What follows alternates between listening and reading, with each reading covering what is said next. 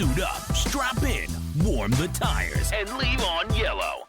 Time for the MitsuTimes podcast, presented by MitsuTimes.org, the home of the fastest Mitsubishi cars. With your host, Josh. Hey, what's going on, guys? Welcome to a special episode of the MitsuTimes podcast. My guest today is none other than Desmond Pierre, the owner of Performance Destination. I should say the owner and face of Performance Destination. They see you, they know the shop. How are you today, sir? I'm doing pretty good, man. How you doing today? I am great. It's an honor to have you on. This is round 3 for us, and I feel like hmm we always get a lot out of these, and people seem to like them. I feel like every time I have you on, we get a lot of comments, we get a lot of feedback, so that's good. Yeah, I'm here for it. Yep. So this is episode 200 and something. Last time you were on was episode 51. It's a lot of time since then. Yeah. Last time we talked, we really dove into your background and kind of your origin story, if you will, the origin story of Performance Destination. I want to talk about what's changed since then, and for the shop, and then for you personally, because I think the last time we talked, right, you were out of the Evo game, and then now you're kind of making your way back in. Get us caught up to speed. Well, I would never say I was out of the evil game. I was just the car that I had at the time, I was getting out of that car. There you go. I was still doing evos, never left that part For sure. of that. So I feel like I don't know, for some reason I feel like I would never get out of the Evo game.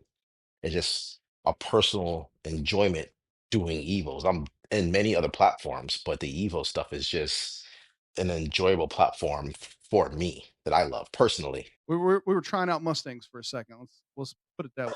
Well, I still have my Mustang, so I still have it. I just need to have more time to finish it and get it done. But that car is still here in the garage. But overall, what's different is the same. It's pretty much the same thing. I didn't change. Business is still how it is going forward. Busy.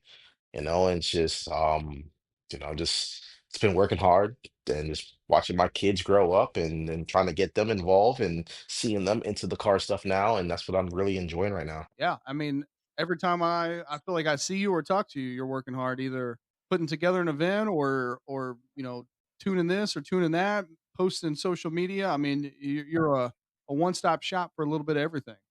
Yeah, I love it, bro. I love what I do. You have to love what you do or you're not going to enjoy it. And when you don't love what you do, it's going to show. And people are going to see that, whether it's locally, whether it's nationwide, whether it's on social media, whether it's whatever. They'll read into that. They'll know if you love what you do, and I love it. I love cars. I love racing. I love tuning. I love performance. I live, breathe, and sweat performance. And that's just who I am. So like I love giving back. I love having events, local events in the community. I don't get nothing from it. It's not like I'm putting on an event and I'm charging people or I'm getting paid off of anything. Like I don't do nothing, I don't get nothing from it. I literally just do it just to bring the community together. For That's the it. love of the game. Yep. And I'm, just being part of the few events that I've had the honor to come down there and be a part of.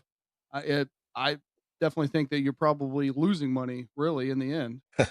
Yeah, you lose that. Now you're talking about the Mitsubishi ones I was doing, sponsoring those. And those I kind of like took a step back from it. I had a daughter and I took a step back, so it's just hard to manage to run that. Like the day of the event, when people see me, they saw me running around. I was doing this, doing that, parking cars, letting cars in, organizing where things need to be, what sections, people calling me.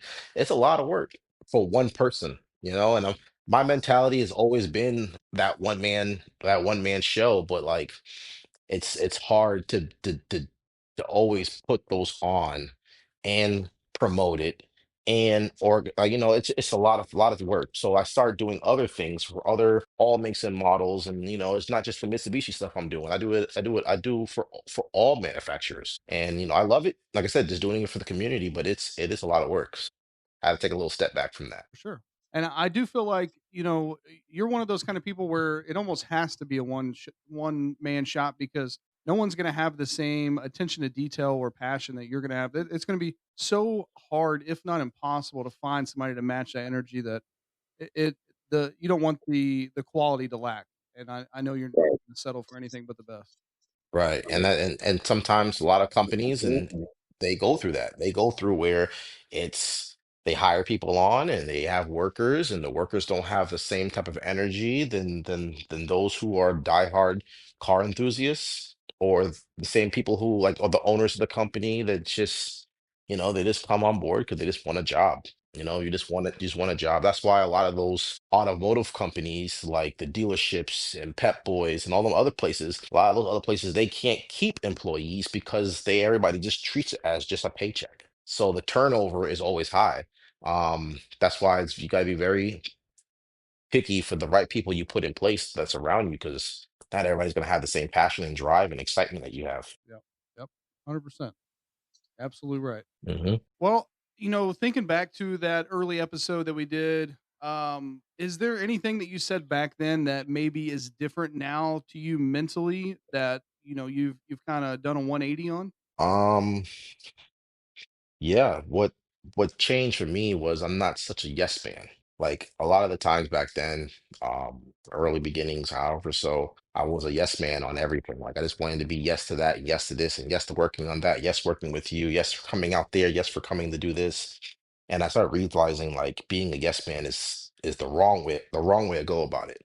But in your early beginnings or in general, you don't know no better. So you just want to work and everything's a yes just to get work in or yes just to do this or yes just to do that. But now I took a step back from being that yes man, and I could turn away a lot of projects now. I turn away a lot of people who I know might be problematic or the car might be problematic. I don't if it's not done properly, like I turn them away. So like now I just pick and choose like the kind of cars and the type of individuals that I want to work with. Mhm. It's nice to have that luxury, huh, to be able to choose. Yeah, and we all have that. We all have that luxury. Everybody has that luxury. Anybody has that luxury. You know what I'm saying? So it all depends if you want to implement it in your company or implement it within choosing the right individual to work with. Choosing the right individual to work with can move you forward. Choosing the wrong individual to work with can set you back 5 years. So like, I rather, I rather turn a project away and not be set back 5 years because not all money is green money. Yeah. It's a very slippery slope, huh? It is. It is. Sometimes it's one of those things for me and my for what I do for my company, can't speak for everybody else, but I don't put together the whole car from start to finish. Now, those companies out there who does everything in-house from start to finish, they're in control of everything. They wired it. They did the engine build. They're doing the tuning. They go into the track. They're doing the track prep. They see you through it all the way. So it's like it's different. For me, a slippery slope because I didn't build it. Mhm. So it has certain things that doesn't run right, or doesn't read right, or doesn't look right, or the wiring is a mess, or turbo's not spooling, or a computer is like glitching out. Like a lot of this stuff, I didn't. I'm just doing the tuning into things. So it is a slippery slope. So I have to be mindful of that for every car or every car that approaches me or every customer I approach. So like I gotta see what's done to it. I gotta see the build. I gotta see the health build of it, and to know if I want to take it on or I don't. It makes a lot of sense. I mean, I guess when I think about it is if if my company's really hurting and I have to pay my guys. I'm going to take in everything and anything, even though I know it's going to be a pain in the ass, and we're not going to be able to do it to the quality that we know that we can do it. So I guess that's kind of where I was thinking. Not everybody has that luxury, but I definitely see what you're saying from your point of view. Yeah, but then you can also take on a project to pay your guys right there and then. But that's what I mentioned when I said not all money is green money. You Mhm. could take on a project and it doesn't go right or it doesn't go how it needs to be, or you and the customer don't see eye to eye, and then now you're rebuilding this engine for free. Now you're redoing this for free, and now that whatever money you paid your employees up front just to get some money in the door, now you're already behind that money, putting out way more money than what you actually received in and Yep, you're time right. that you don't have. It's like I said, not all money is green money. and not every dollar needs to be made. There's more out there. Absolutely right. Well, Desmond, when we first talked, you were talking about how you were so busy and it felt like, you were really burning that midnight oil. You were at the shop pretty much 24/7. Now it seems like things have scaled even more. I mean, I feel like, maybe back the last time we talked, you made a social media post with a different car, maybe every 3 days, maybe once a week, and now it seems like every day it's a different car. So Mm-hmm. how has the demand for tuning changed for you recently? The demand changed when I started showcasing a lot of like before and after. So like on my YouTube channel, I showcase everything. I have a car come in, they see the state that it's in, they see how it's running, they see that it's being pushed off the trailer, me and the customer and their buddies and or their dad, whoever's coming with them, we're pushing the car in the shop. We're pushing the car in the shop. I will go through everything, I see everything. I'm fixing everything. I'm tuning everything. I'm fixing and tuning and being done in the same day. So the demand changed because a lot of people are also dealing with the same problems that I'm showcasing, or they're dealing with the same problems other people are dealing with, and they like how I overcame it. They like my approach to it. They like that I have patience to it. They like that I'm respectful to the customer. They like that, I'm there for the customer. So like they like that. Mhm. So then they tend to reach out to me more. They tend to ask questions. They tend to wanting to work with me and and build with me and I gain their trust in their business and I gain a client from that. So doing a lot of that of showcasing everything, that you're saying that basically posting and tuning a car every single day, they're seeing that and I documented it so like they relate to that. So a lot of the times these do it at home builds, they're having issues or they're having problems. Sometimes they don't have anybody to run to or ask for help, or those that they would run to ask for help are kind of shooing them away, or they're not being helpful to them, or they don't have time to answer a quick question for them. So they see that from my channel, they see how patient I am and how I'm willing to work with people. So they kind of like lean into like, yo, I want to work with this guy. And I mean, I feel like trust is always important in business, but don't you feel like in tuning, especially, or maybe even just in cars in general, trust is like it's multiplied by how much you need to trust the person that you're doing business with because it could be a stock build. Even still, it's such a big investment that you're putting into someone else's hands to say, hey, this is very special to me, and I know that you're going to take care of this and not cost me a lot of money. Yeah. Yeah. And I feel like a lot of the times you could build a solid trust with somebody even within the first 10 minutes of that phone call when you're on the phone with them. For sure. You'll know who's for you and who's just like, yeah, yeah, yeah, just bring it in. I ain't got time right now to talk on the phone. Just bring it in. Or someone who could actually pick up. But I can't tell you how many people a week call me like, hey, I spoke with you. After I finish speaking with them on the phone, they say, all right, man, you know what? I want to bring my car to you. You're actually the first person out of the 10 other people that wanted to answer the phone and pick up or wanted to actually take the time to talk to me. And don't get me wrong, I'm busy. It's not like I'm sitting around twiddling my thumbs. I'm busy, but I have to answer and talk to these people because that's the reason and why I'm busy. So if I wasn't talking to people, I wasn't taking the time for everybody, how can I continuously keep being busy, keep cars coming in the door and keep customers coming in? I have to realize at times I have to take the time at time to handle phone calls or messages. And it is overwhelming because I don't have a support team for it. So like I'm literally could be on the dyno or looking through a problem and then I pick up the phone and sometimes I might not have a moment in that second, but I'll let them know like, hey, just text me your information and when I'm done with my day, I'll reach back to you. We'll talk about it and go through it and we'll schedule you. Hmm. And usually that's just how it works. But yeah, you build that trust when they know that you have time for them and that they feel like you could pour into them, and you don't just see them as a dollar. Like that. And a lot of times that's what makes people feel the most comfortable, right? When they can see that you care about them and not just about their wallet. Right. And that's exactly why it goes back to what I said. the demand changed when I start showcasing a lot of stuff on my YouTube channel. So Mhm. they see a lot of that stuff. Like the customers and the future customers see like how much I'm pouring into this to these cars and to these people, and not and not saying like, oh man, this is rough, get this out my shop.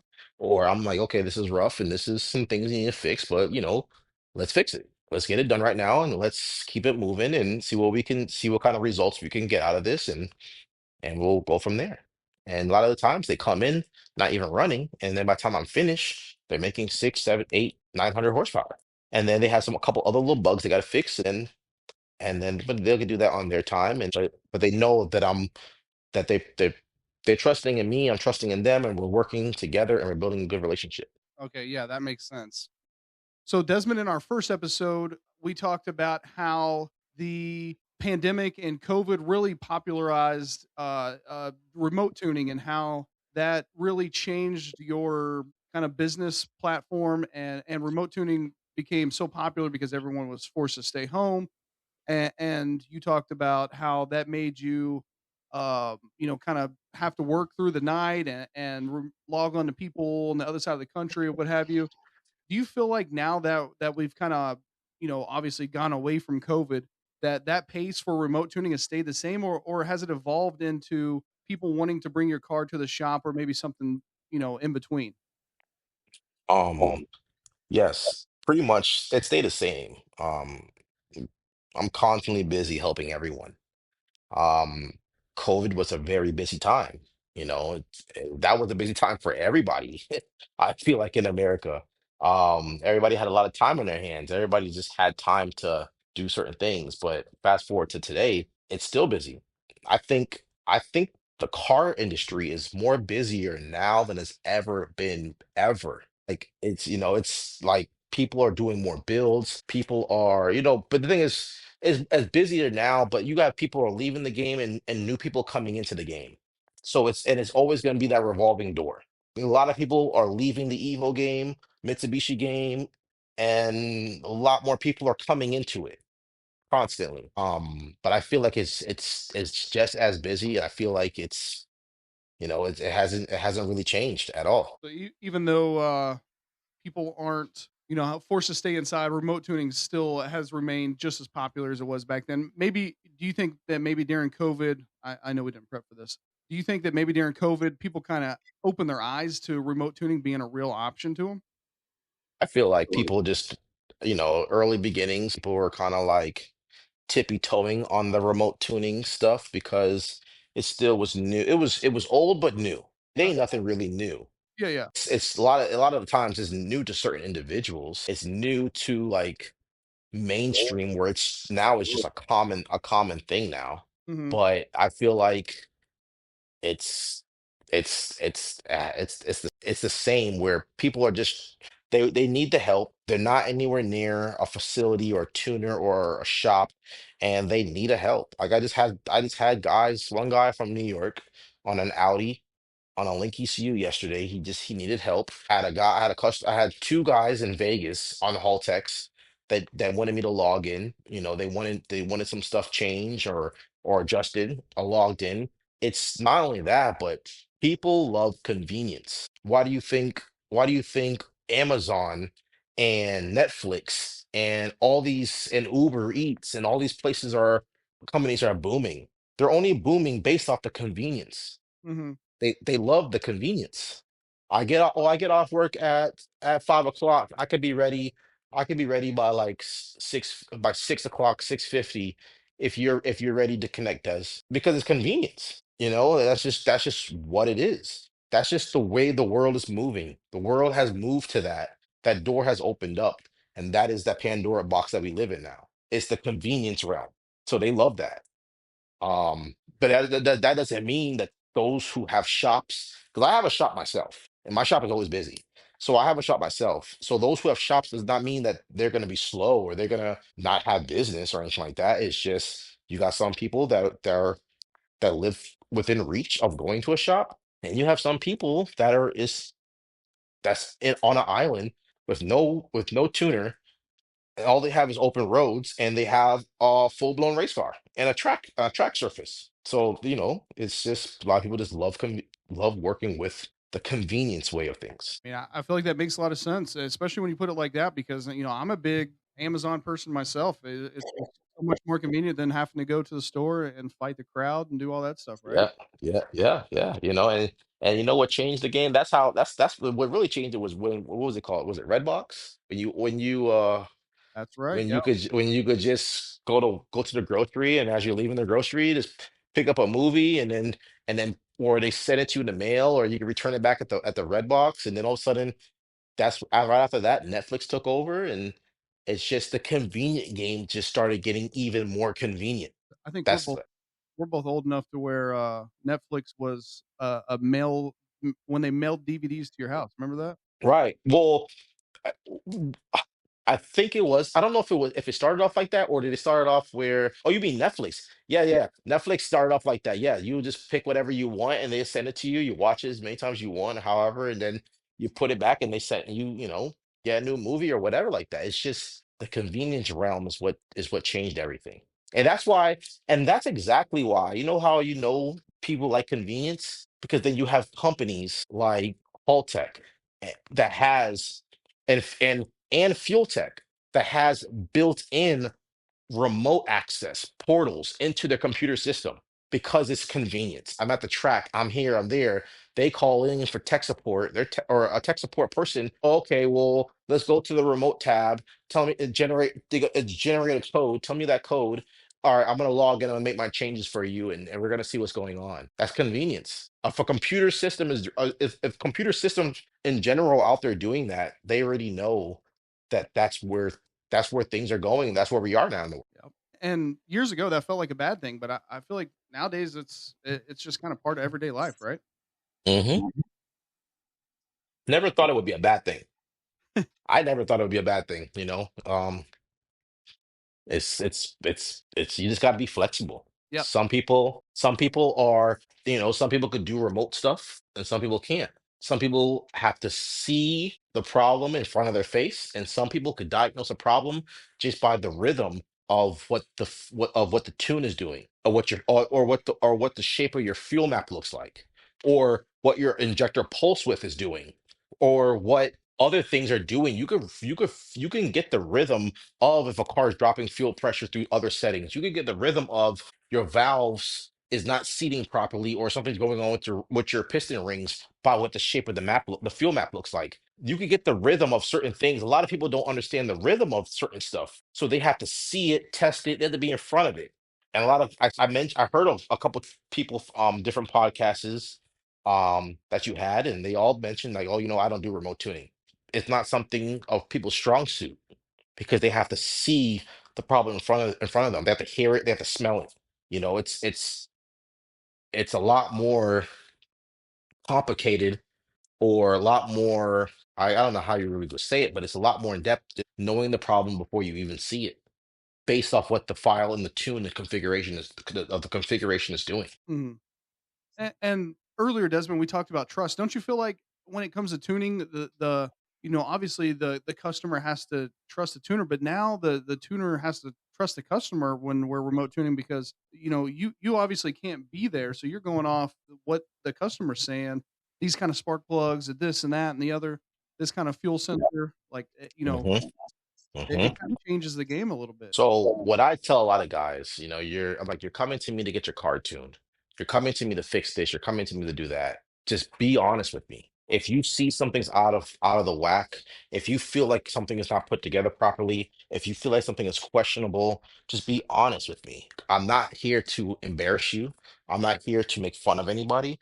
Just be honest with me. And a lot of the people who I work with, they're 100% honest with me. They're like, yeah, it's the fuel pressure did drop, or yeah, um, this stuff is loose, or yeah, let me fix this, Des, and then let me let you know once it's fixed, and we can connect back, or whatever. Just be honest with me, because I can't fix it unless when it comes to the remote stuff. For the remote stuff, it's in person. I'll be able to find it. I'm in there right in front of it. I'll dissect it. But remote stuff, just be honest with me, because I'm trying to find the issue for you. I'm trying to overcome it for you. And I know you're coming to me that already had an issue, and a pre-existing issue, and we're trying to overcome it. So be honest with me so I can help you find the issue so we can move past it so you can enjoy this car. And I always tell people that up front. And and 10 out of 10, sometimes 9 out of 10, like I get the honesty treatment. But then there's some people I tell them like, hey, yo, did you put this in there? Yeah, yeah, yeah, I did that. Anytime you hear anybody say yeah, yeah, yeah, or any quick answer, 9 times out of 10, they did not do it. And did not do it. And then I'll know because I'm like, okay, let's continue. Bro, your car is leaning out. Put a fuel pressure gauge on the car and let me see what the fuel pressure does. Wiring a fuel, if it's stock ECU, wiring a fuel pressure gauge. If it's standalone, wiring a fuel pressure sensor. Let's see what it does. I'll log it, we'll review it, we'll go through everything. They do that, car dropping fuel pressure. I'm like, hey, did you really pull your fuel system out and take a look at your fuel system, like your filters, your sock, the pump wired in properly? Oh, no, I didn't do that. I'm like, okay, well, I think you should. Like we wasted a week and a half of dissecting problems, and you could have just been straight up honest with me. I would have told you certain things to look through and fix to overcome these issues. I'm not here to work against you.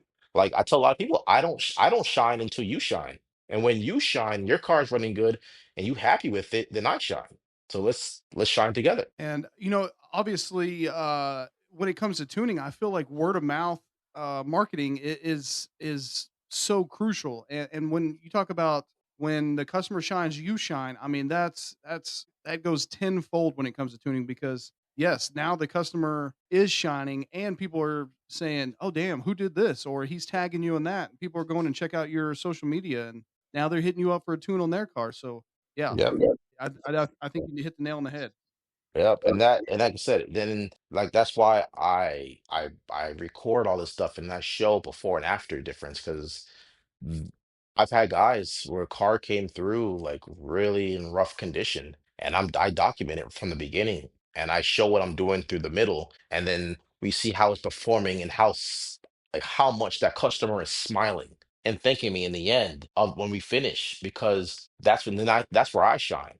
Like they see the condition that comes in, they see that I didn't give up, and they see the effort I put in and the skill that I put in, and then the customer is driving the car back on the trailer underneath his own power, and they're like, damn, he did all that, and so they see the quality. So I shine and stuff like that. All right, Desmond, early on in this podcast, we talked about how it's so difficult and so many companies struggle by bringing on other people because they don't have the same passion or the same attention to detail, the same quality of work. It, you talked about how maybe eventually in the future you would think about maybe bringing on a mechanic or having somebody help you out. Are you still mainly a one man operation, or has that vision bringing on someone else come together? Um, I'm still a one-man operation. For what I do is just me. I did have ideas of bringing on other people. I have things I'm going to expand on. Um, I'm tossing the idea around in my head. The thing is, the problem is sometimes when you bring on people and you bring on a heavier workload, and then that person just wakes up one day and decide they don't want to do this and they want to go to the beach, or they want to go, on vacation, or they just want to not work at all anymore. The problem is then you have to pick up the slack for the additional work that you brought in.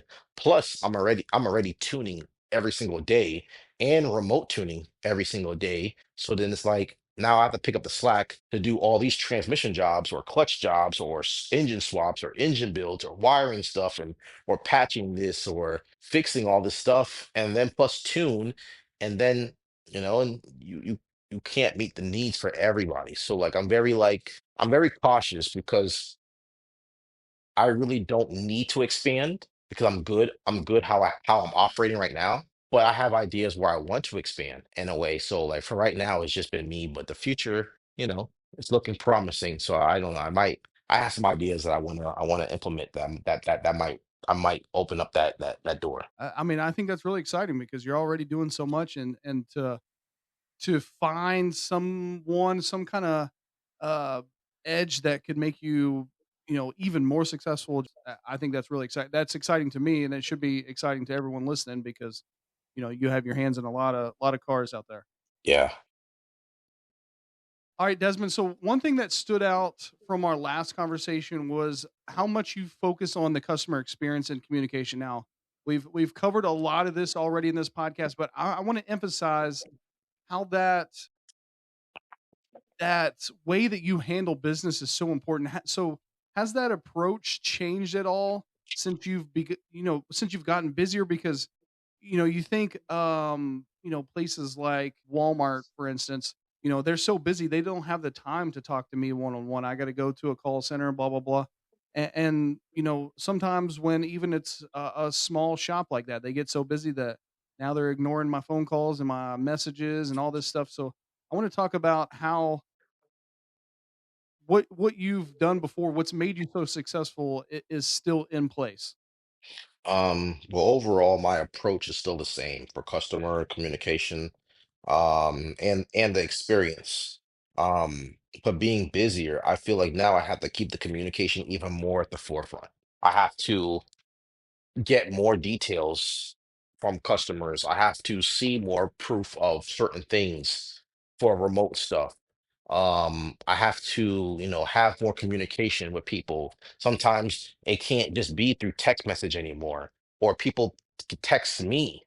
That's the number one problem I have. Everybody operates where they want to just text me and just text my phone, and I'm sitting there tuning two or three cars at my shop that day, and I have maybe like one or two cars afterwards to remote tune. But then everybody's like, "Hey, I text you," and then a week goes by. If I didn't see the text, sometimes some people may get upset, like, "Hey, man, like I want to work with you. I want to get this car done. I want to finish my car now." And I'm like, "What are you talking about? I've been waiting for you to tell me that your car's done." "Oh, I texted you last week." I'm like, "Man, you can't. You shouldn't. A business should never operate through text message. You could text right there and then little simple things if the communication is good. But you know what? It's nothing like making that phone call. A lot of people are not so personable anymore, where they Hmm. like to do phone calls. I'm very old school. Pick up that phone and call me. You know what I'm saying? It's just like if I was gonna check on a family member, I'm not gonna throw a text. I'm gonna pick up that phone and call. Like pick up the phone and call me.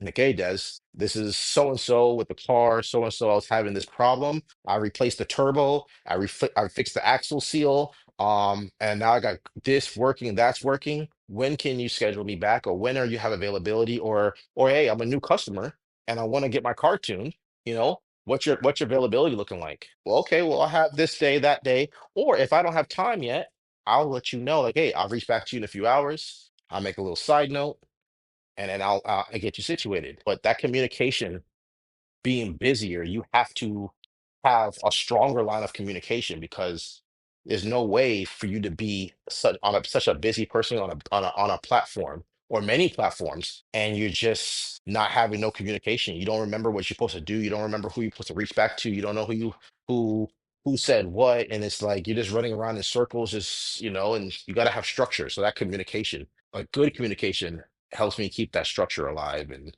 trying to make sure everybody stays happy. I relate to that a lot because I always, oh, I don't always. I have a lot of friends who I call, then they say, "Man, why can't you just text me like a normal person?" I don't want to text Yeah, yeah, just it's okay to text. Shoot me if I tell you, yeah, shoot me a text. I'm on the dyno. you. Then Mhm. okay, shoot me a text. But if you literally send me a whole long whatever or something short, like, hey, I'm ready, and then you don't know what I have going on that day. I could be Heck, I could have a shop full of people at my shop of cars, and everybody's texting me, on that one day all at once. That one text that you sent, it could be 30 minutes later or an hour later, just got pushed to the bottom or buried. And it even gotta be text. Sometimes some people just do it through social media. And social media is even worse. They'll message on Instagram like, hey, I got my car fixed. I'm ready. But by time I'm tagged in all these things and people is reaching out to me, and new inquiries and new messages. I can and plus the old messages, that message got lost in transit. Mhm. Like, call me. This way I'm driving home, or I know, like, oh man, you know what? Joe did call me. Let me remember to call him back. Let me remember to check my availability, my calendar, and reach back to him. Like, hey, I got opening on this day. Let's get it done. I'm more personable. Be more personal back. Just call me and keep that line of communication at the forefront. Yep, definitely agreed. All right, Desmond. So when we talked originally, and we've talked about it a lot already on this episode, you emphasize how you're not the type of person to cut corners. It doesn't matter. We talked about how the customer has a lot to lose in this situation, so you're not going to cut corners and risk someone's investment. So right before you're tuning a car, when you see that a car's maybe not ready, we talked about that on our first episode, how it was it was kind of trending at the time, right? You were getting a lot of cars in that just weren't ready to be tuned. Is that Hmm. still the case, or are you seeing now that maybe people are following the steps and they're coming in ready to go, got a backup set of spark plugs, they got everything that you said that I need to get on the dyno and to do this thing? Partially yes and no. A lot of people are, I'll be honest with you, like a lot of people are when they see me, they be like, "Hey, I got everything done, Des. I watch all your YouTube videos, I watch all your things you explain, and I went through my car and I got all the stuff fixed, and a lot of the things that you've been dealing with, I got it done." But then there's also a lot of people um who don't, and or they just take it upon themselves to get their car ready or however have you. The problem is a lot of people get excited. Their car is near completion. For sure. It looks like it's finished. It look like it's gonna run good. It look like it's gonna be fast. It's just like, yo, I'm ready to get this thing done, man. I've been looking at this car for a month and a half now, finished. And I just want to go get it tuned. Like, let me call the tuner and get this thing scheduled up. And if it doesn't run right, that's fine. But I just want to get it. I just want to get the process rolling. 'Cause I want to hear it run. I want to hurry up and get in that car and drive it. So they misunderstand being prepared for getting excited. Getting excited is when you feel like, okay, you're putting together something and you know, okay, you didn't have enough time to finish this and finish that properly. So like, all right, I'm just gonna like butt connect this real quick. I'm just gonna like use this type of wire. I'm just going to do this temporarily, and whatever like that, and then after the fact, I'll fix it when after the tune. That excitement is what makes you cut corners. I see that all the time. They get excited. It's even, I get it. You get excited in the beginning because you want to get your car tuned, you hear it fire up, but then that excitement slowly turns away when the car does not perform. The car doesn't hold any boost pressure. It ramps to 35 and it falls to 21, 19 pounds, and you're disappointed because you already knew that I should check over something a little bit more in depth. You already knew because I tell everybody who I work with, I tell them like, okay, I want you to check this, check this, check this, check this, check this. Bring these spark plugs with you. If it's dyno in person. If it's remote, I'll tell them check this, check this, check this, check this. Gap your plugs to this measurement. I'll tell them to gap it and make sure you do it properly and not the whole tapping on the ground or tapping on a floor and stuff like that. Because I don't do that. Hmm. So like that excitement is what gets everybody cut corners. I just want everybody to, just take the time because the car is going to start up and run eventually. The car is going to perform eventually. The car is going to work fine eventually. If you feel like you have to take another week just to do it right or order the right part to come in that hasn't came in yet, but you have something that you can temporarily use, just wait the week, get the part on there. And when you feel like, okay, everything is situated. Now let me call and get the tune going or get things fired up. But things are not always gonna be perfect. I get that. You know that. Everybody gets that. Things are gonna happen where you're gonna need like, hey, your pumps aren't working. Your car is not holding fuel pressure. Your car is leaking. Axle seal or transfer case is leaking. And you're just pouring out fluid on the ground. Things are going to happen, and I get that. But just for the things that you are in control of that you can fix and do right, just do it right. Don't get so excited for the tuning process. Hmm. Just take the time to get it right because you put so much time and effort and money into this car. Another week ain't even gonna hold nothing up. Ain't gonna throw you off. You ain't gonna lose no sleep. You ain't, you know what I'm saying? You gonna be just fine. Just get it right because when you can get everything right the first go around time and you have a good experience at the dyno, you have a good experience with your tuner, you have a good experience at the track outing, the first test drive, like that's when you feel like, damn, this was all worth it. Thank you, Des. Appreciate you. Thank you, thank you, thank you, thank you. Just take the time and just review the setup and make sure it's ready for tuning. Yeah. That's all I can really say. And I think that a lot of us have been there before, right? Like, you put a lot of new parts on, you get it started for the first time, like, "Oh, shit, okay. I gotta rush and do this and do that and do this," and then, if you don't slow your roll and check yourself, you're gonna cost yourself a lot of money, and you're gonna be back up on jack stands again, fixing whatever you just replaced. Well, Des, I want to talk about how your tuning philosophy has shifted at all with newer platforms. Since we last spoke, um, technology moves so fast when it comes to automotive stuff, and as in ECUs, VCUs, displays, all that stuff. Hmm.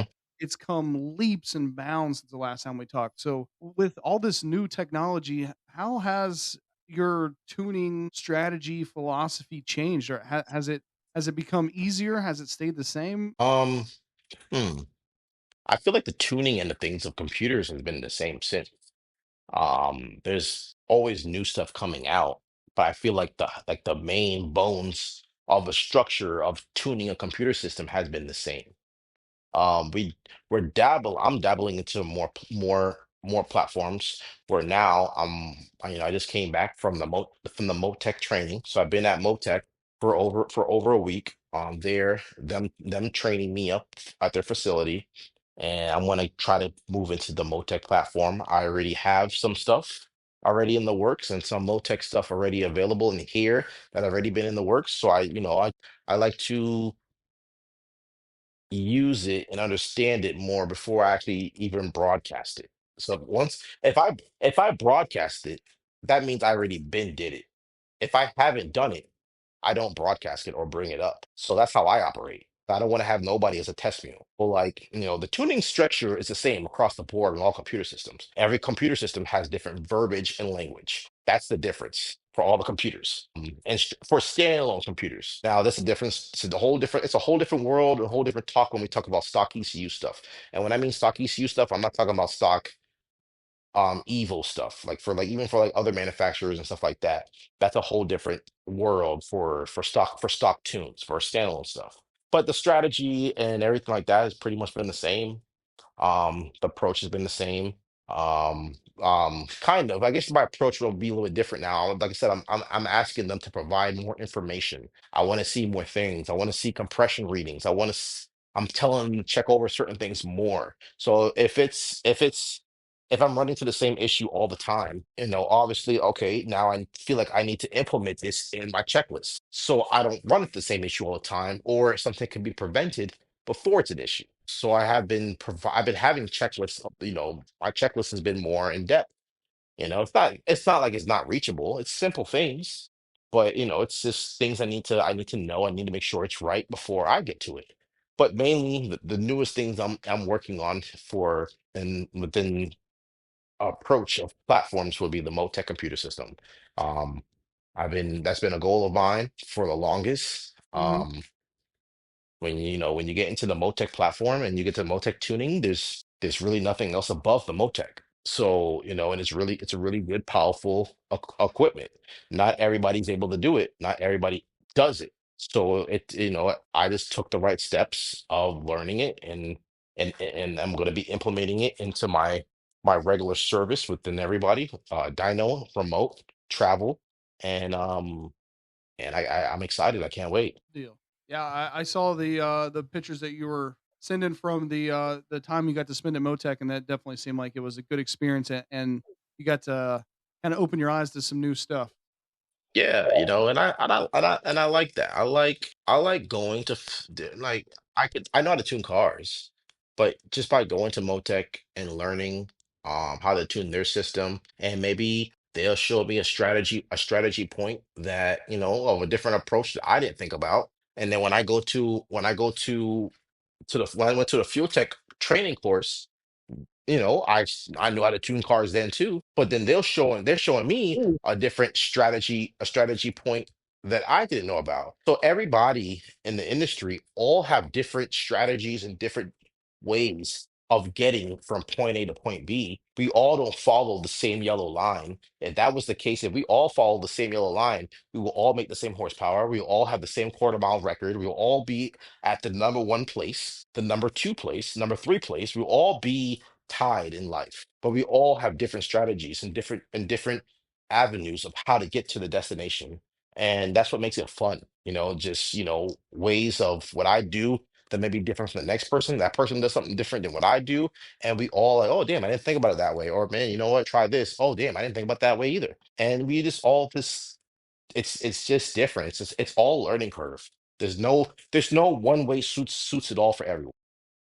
And, kind of going on that topic, kind of, rolling into the next one in our bonus episode that we were able to do where we talked about dyno tuning versus street tuning and the benefits of each and kind of the pros and cons. Since then, have you noticed that more people are beginning to understand the importance of dyno tuning, or does it feel like it's kind of the same? Um, I feel like there's always been an importance of dyno tuning. It's literally dyno tuning for a reason. You're dyno tuning to get the data for the results to make the car to perform.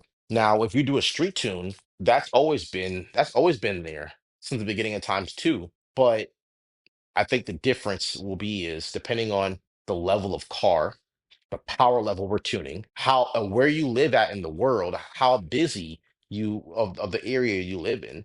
You don't want to be out here tuning an Evo that's making 900 to 1100 horsepower in in the street locally on the streets of LA or in the streets of Miami making 40 pounds of boost hits every corner, every street block, because then there's cars that may cut you off. People maybe walk across the road. There may be, traffic lights, street cameras, there may be all that kind of stuff. But then I remote to a lot of guys in Minnesota, Utah, all these other areas I remote tune a lot of these guys, and it's literally an open road with nobody on it. So I can make some strong pulls. We don't have to worry about traffic. We don't have to worry about certain things, but you also don't get the benefit of the dyno readings or the dyno numbers or any of that kind of stuff, which is important as you're making changes, and it also tells you the health of how the car is performing. But sometimes you just have to deal with what you got. If you don't have nobody in your area and you're like 12 hours away from somebody and you're in the middle of nowhere, but you got hotspot and some internet, I can make it work. But overall, the dyno tuning is important, depending on if this is a car that's looking to go to the track, this is a car that's looking to perform. If you some people just have a horsepower goal as they're building the car. They want to see 800, they want to see 900, they want to see 1,000, they want to see a number to put them to sleep that night. So they want to see a number. They can't go to sleep without that number. And now they're tearing up everything just to see it. So maybe you might have to go on the dyno because that's what's going to meet your goals. But reality of fact, dyno tuning always been important. Not only that, it's just safety.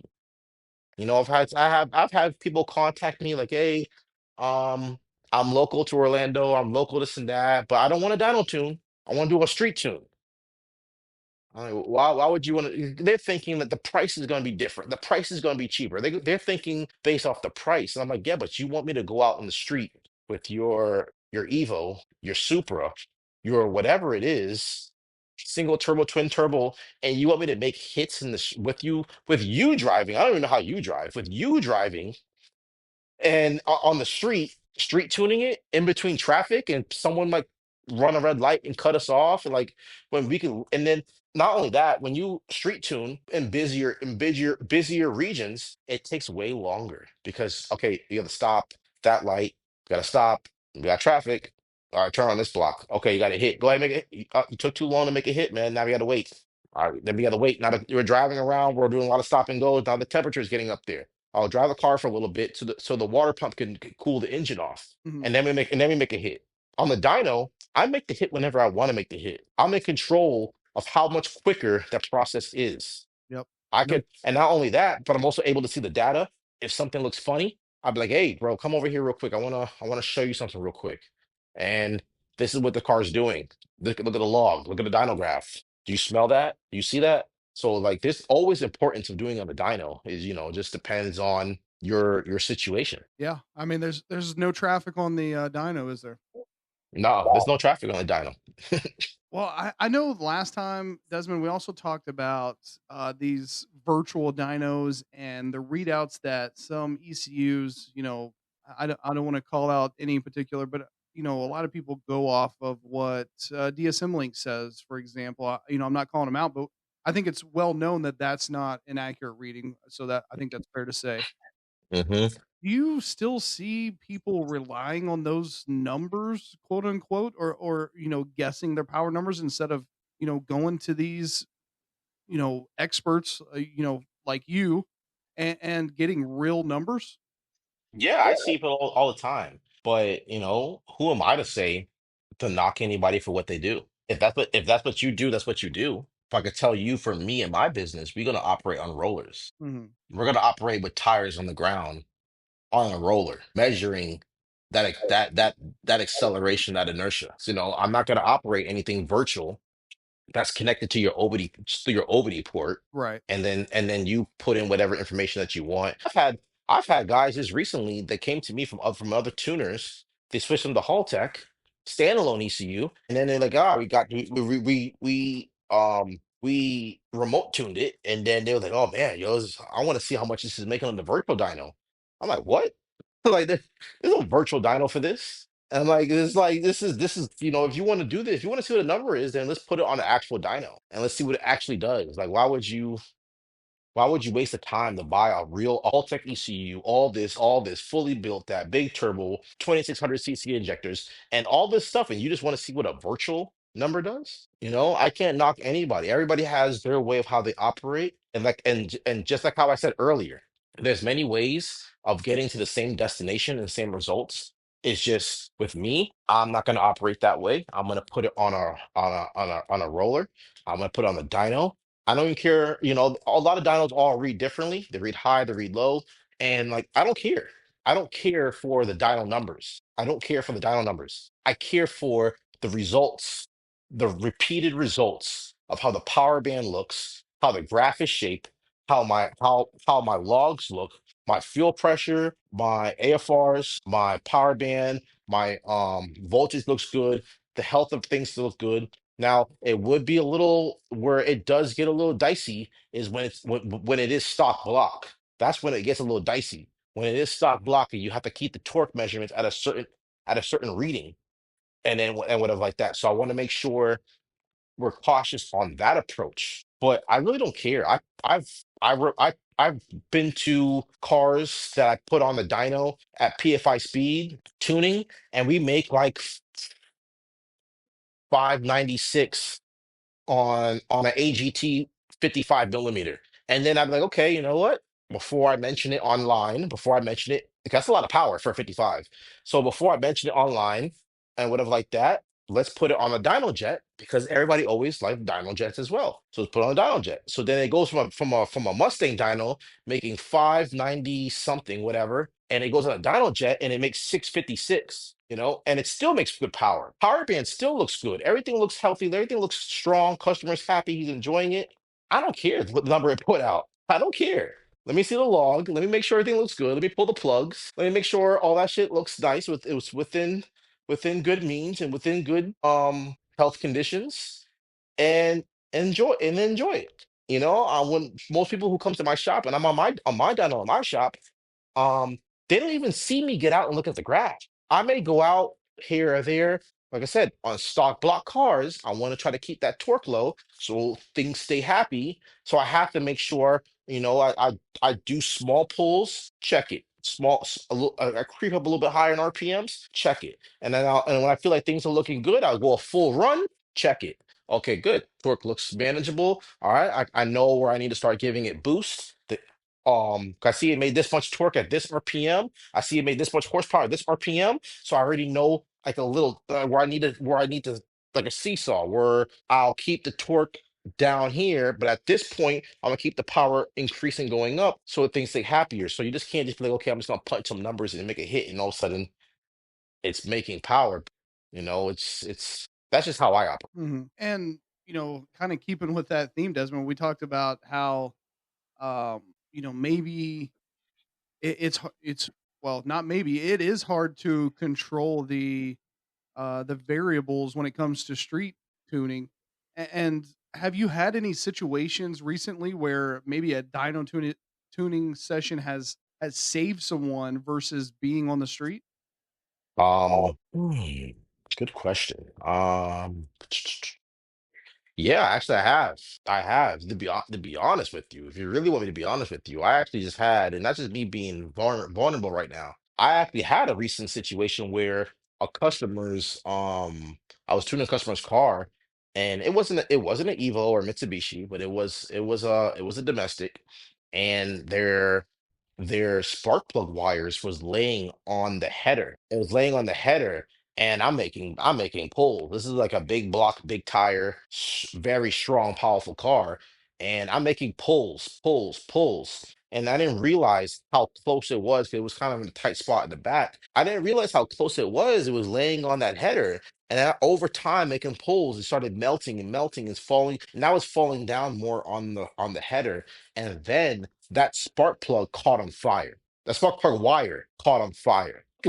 Luckily, you know, I have strong fans in my shop. So when I mean strong fans, I saw a little bit of cabin smoke build up, and I'm like, what the hell is that? And I'm like, so I hopped out in my shop in the front, the back, and side. I have fire extinguishers in every direction, and we're not talking about the mini ones. We're talking about the big, expensive ones. So I have fire extinguishers in every corner. I hop out. I'm like, oh shit! I put that out. I put one side out. Customer walks over, and he's like, hey, there's another one on this side. So the other spark plug wire was laying on the header on the other side, and I had to go spray that and get that out. I told him, because typically he said he liked to go and drive with his wife and he likes to cruise around and enjoy the car. I said, bro, if you was on the highway right now and you was out driving it, or we was street tuning this, or you was making hits or whatever, however habit you had it, this car would have burned to the ground. For one, you don't got no fire extinguishers in your car.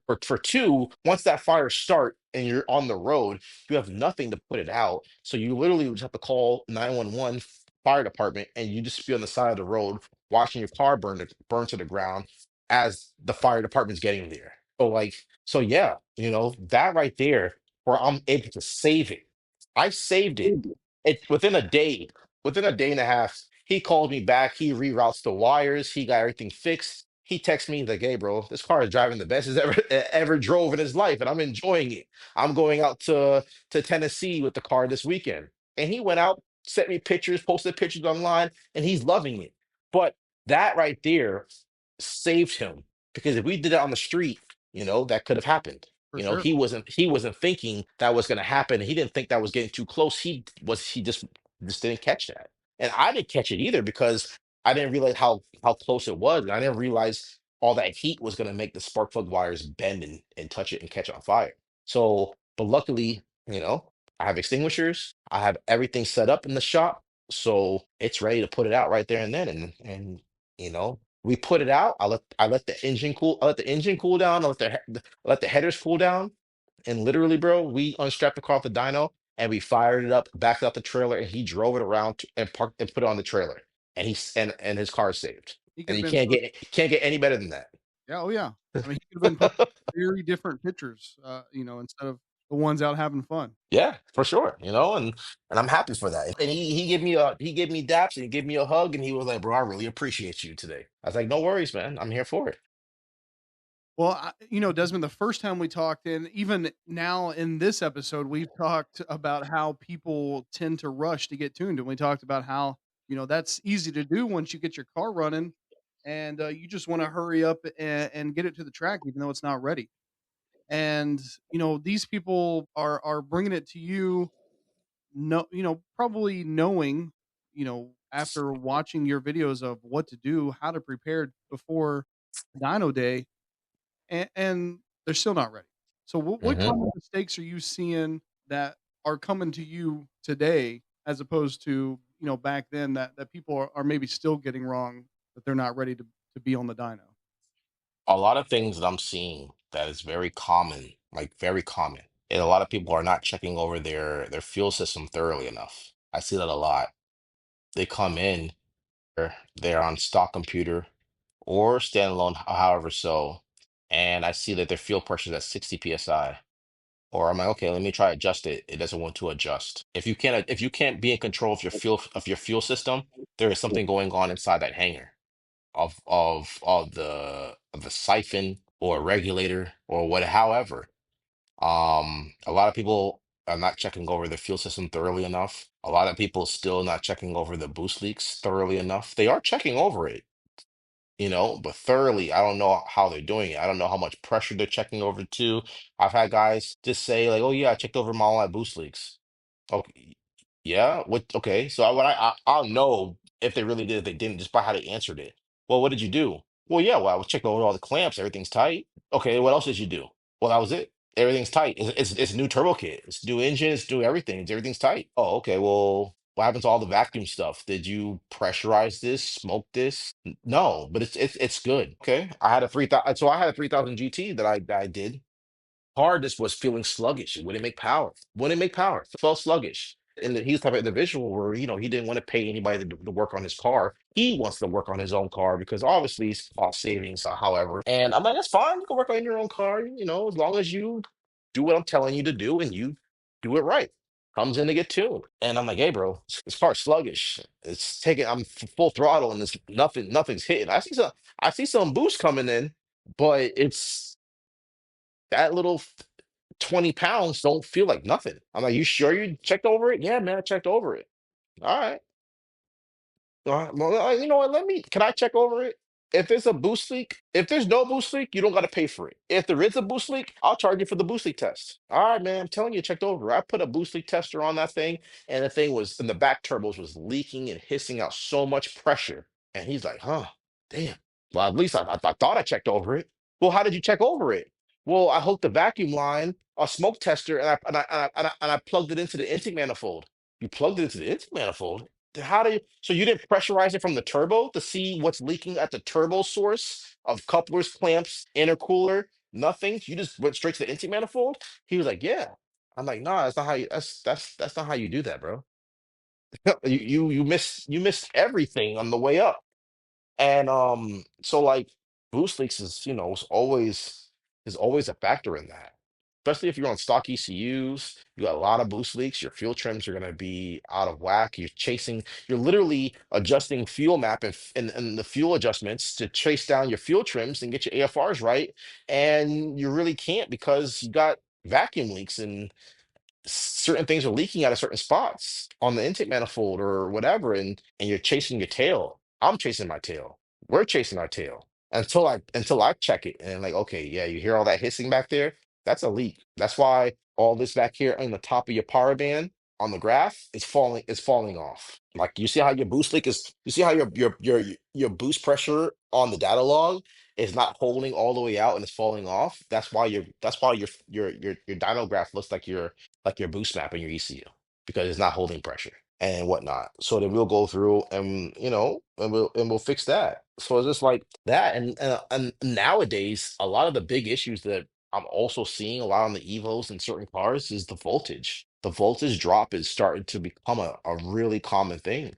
These cars are getting old. People have to don't get me wrong, an Evo is a beautiful car, but you have to realize that's over 20 years old. The alternators are scarce on these cars. So people are throwing in cheaper alternators. There's a lot of companies that make great alternators. There's a company called Power Bastards. Somebody else put me on them.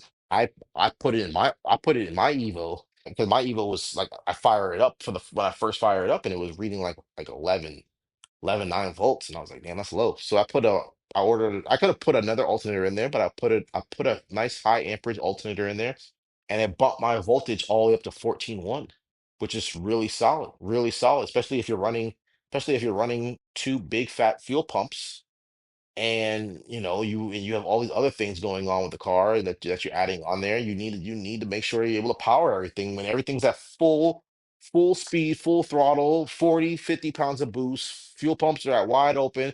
Everything else has to maintain a good voltage across the board. So voltage has become a thing. And same thing go for the DSMs. The DSMs has got to be 30 plus years old. So like you know what I'm saying? That's been a thing I've been picking up and I've been realizing on. And a lot of people have been messaging like on my YouTube channel like, hey, I'm dealing with this voltage issue. What alternator do you recommend? I see that maybe at least once a week. Comments, what alternator do you recommend? So if I'm seeing it often, people's asking me about it often, I know it's starting to become a trend. So, and people have to look into that. And not only that, but by having a voltage issue, your fuel pressure is going to fall off Hmm. sometimes. And you have to fix that. I have some guys that I'm doing in the Caribbean, and when you have an external pump, the external pump tells you that this fuel pump operates at this minimum voltage. If your voltage drips down to 12.7 volts at wide open, now that fuel pump is no longer operating at its full potential. And now, if it's not operating at its full potential and we're already running 38, 40 pounds of boost, now your car it's going to be dropping fuel pressure Hmm.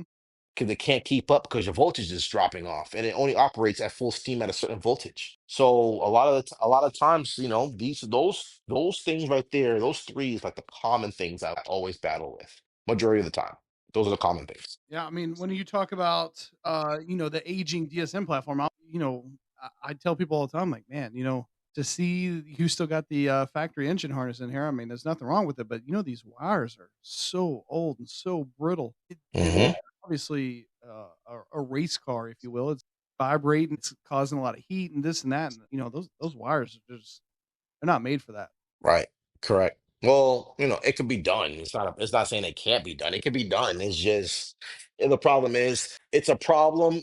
It ain't a problem till it is a problem. And 100%. then, it's one of those things. But if for me moving forward, if I'm putting together a brand new build, engine build, turbo setup, and you're doing a brand new build, I'm gonna be using a brand new alternator. I'm gonna be using certain things like that. Or depending on the level of what you're gonna be doing with that car, if this is a car that you need to monitor many sensors, not just reading AFR.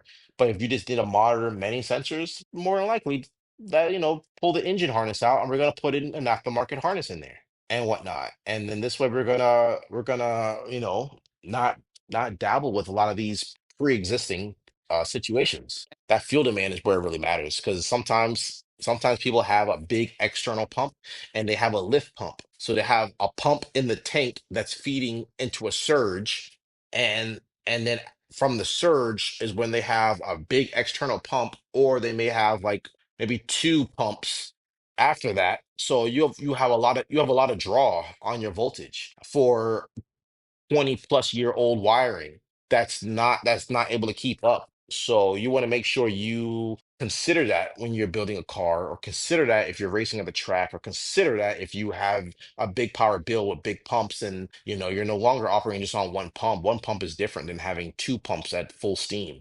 If you have two Hellcat pumps, that's a lot of draw. If you have one big single Weldon pump and a lift pump and you're on a stock alternator, eventually that's gonna have a lot of draw. So just consider that into your build, because it's not only just about buying performance parts to make power and go fast. You got to have the right parts on there for other things so everything else can stay happy. That's the main thing. You want everything to stay happy, not just making power to go fast. You want everything to stay happy. For sure. And I know, Desmond, we haven't really talked about Mitsubishi specific questions, but are you obviously we're both Mitsubishi guys, at our core. Are you seeing any new trends, either good or bad, when it comes to tuning in the Mitsubishi community right now? I have no idea, to be honest with you. I don't follow trends. And to be honest with you, if it ain't nothing to do with me, I don't even want to even look that way, smell that way, or even go that way. If it ain't performance destination of what I'm working on, I'm not even looking that way. My business, or whatever I have to do with me is right in front of me. If something's going on to the right or going on to the left, and ain't nothing to do with me, I'm not even looking over there. I don't have no time to look over there for trends or what other people are doing. If I'm not, to be honest with you, if I'm not tuning, I'm constantly editing content. Hmm. Like I can't tell you enough. Whenever y'all see me post YouTube videos, the night before, I probably was up 3 o'clock in the morning, finish editing, and then go to sleep, and then wake up again, hop on the dyno, clear all that footage. I just post so I can have space to make more content for the car I'm going to be doing the next day. So like anything trending wise, I have no idea. And if those who are out there who has a business or want to start a business or want to get into tuning or want to get into performance building or have a shop or a company, you should probably not be looking at what other people are doing either, or paying attention or feeding into what other people are doing either. Because the main thing is we're in business to be successful. To be successful is to focus on whatever you're doing, not what other people are doing. So stay on the path of what's going to make you better today than yesterday, not watching everybody and talking about everybody and looking and feeling some type of way because that person is busier than you, that person is making more money, that person has more fame, more followers, more this, more that than you. Like I don't feed into it. I've had people leave like say slick remarks about, oh, famous tuner or da da da. I don't consider myself no famous tuner. I'm this Desmond. I just tune cars. I do what I built my business for, to better myself, to provide better for my daughters, and that's all it is. And and if someone ever says that or talks bad about somebody else, you need to focus on what's in front of your plate and not what's on my plate. I like that. That's a good attitude to have. That's why, I'm in a position where I am because that's how I focus on daily basis. Now there's other people. I see all these other people that's posting and they're going quarter mile records and they're going fast. And I watch that kind of stuff from here a little there, and I'm like, oh, that's dope. I comment on it. Oh man, that's good. Fire flame emoji. Oh, that's dope. Yo, congratulations. But besides that, after that, there's nothing else after that. I'm back to focusing on the at first what's at hand. And as we're seeing that, we talked about these platforms getting older. We're seeing that maybe they're becoming more affordable, and a newer, different, younger generation are being able to afford these cars. Do you feel like the newer generation of owners approaches builds differently than the way people were doing when you first started tuning? Um, I think it depends on the level of the expertise. When I'm only 37. So, I'm not that much older, but when I first started working on cars and building cars, that was like 2005, 2006. Hmm. 2006, 2007-ish. But there's people who are older than me that, obviously that generation was different, but I feel like it's the same, depending on the level of expertise. People who got into the game back then, for people who got into the game now, they're maybe they wasn't at a certain level where they want to get into like big horsepower engine builds. Yeah, They yeah, doing they're doing the same things. They're getting an intercooler, they're putting an intercooler on, they're getting a downpipe, they're getting exhaust, they're lowering their car. They're getting a new intake tube from the turbo. They're doing simple things. They're doing things in steps because it's easier to crawl before you run. If they start running out the gate, especially if they have no guidance or help, it makes it harder because now you just wasted all your money on this piece, on this turbo or this injector, and it's not what you need. And now you got to go turn around and buy it again, buy something else again. So a lot of people who are getting in the game, they're kind of crawling, which is okay. It's better to crawl, and there's no race. There's never a race to the top. If you wanted a Evo or whatever like that, and you just want some bolt-ons and you want to cruise around on it, and it's stock turbo, it has cold AC, you got two car seats in the back, your wife, your girlfriend, your two kids, or you yourself, however so, and everybody's able to drive the Cars and Coffee or drive to the track and watch some race events or drive a late night drive. However, it's pleasing to you is what it is. Just because someone else have another car like yours and they're doing all these heavy mods, don't mean you have to do heavy mods for sure. or anything like that. So, it all depends. Now, if it's somebody who's been in the game longer, who had this car longer, their upgrades are going to be different.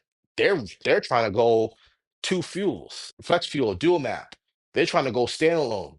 They're trying to go big map sensor because they're about to run big boosts. They're trying to go prepping the car for suspension and tires because they want to go to the track. They're trying to go, they're trying to get in close trailers because now they're trying to go to multiple tracks and race across the country. So like, everybody's approach is different depending on the level of expertise of their goals or where they're going. Yeah, I agree.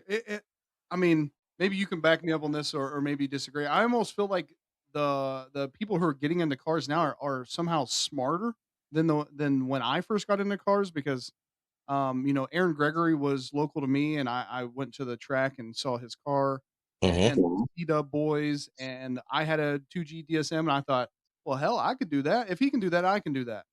And nowadays, I feel like people are like, hey, listen, I know that I can't do that. I'm just going to focus on me and doing what I want to do to have fun with this car. And I feel like I wish that I had that same mentality back when I first got into cars. Yeah, and you know what? But that's also, it's double sided to that because I was the same exact way. I did it both ways. I was crawling and running at the same time. I crawl into it, and then all of a sudden I go to back in '06, '05 or so when I go to like back in the day, street racing was everything. Track racing was fun too, but street racing was like a big party in the back in the back road. 100%. Like Yeah. it's a big party. Like you be at the line and you look back. If you was to ever get out the car and look back, you'll see like 100, 200 plus people behind you. Like, and that was just the lifestyle on the weekends back then. So like I was like, yo, I see that person racing, he's beating that person. Like, damn, my first build, it was a Honda, and I had a fully built motor, big motor on individual throttle bodies, RMF race header, drag header. Like that was my first build. Like nobody goes from not building anything to individual throttle bodies right off the bat. Like so, like that was my first build back in the day, and it's like I crawled a little bit, something simple, and then all of a sudden I just took off because I was going to the events and street races, and I was like, man, these guys is wilding out over here, and I want a piece of this. And so like, but that's just how it is. But I think it's a smart idea to crawl before you walk, and if you are crawling, just make sure you get some good advice from the right people. I tell a lot of people, um, engine builders and tuners, I think will have some of the best advice.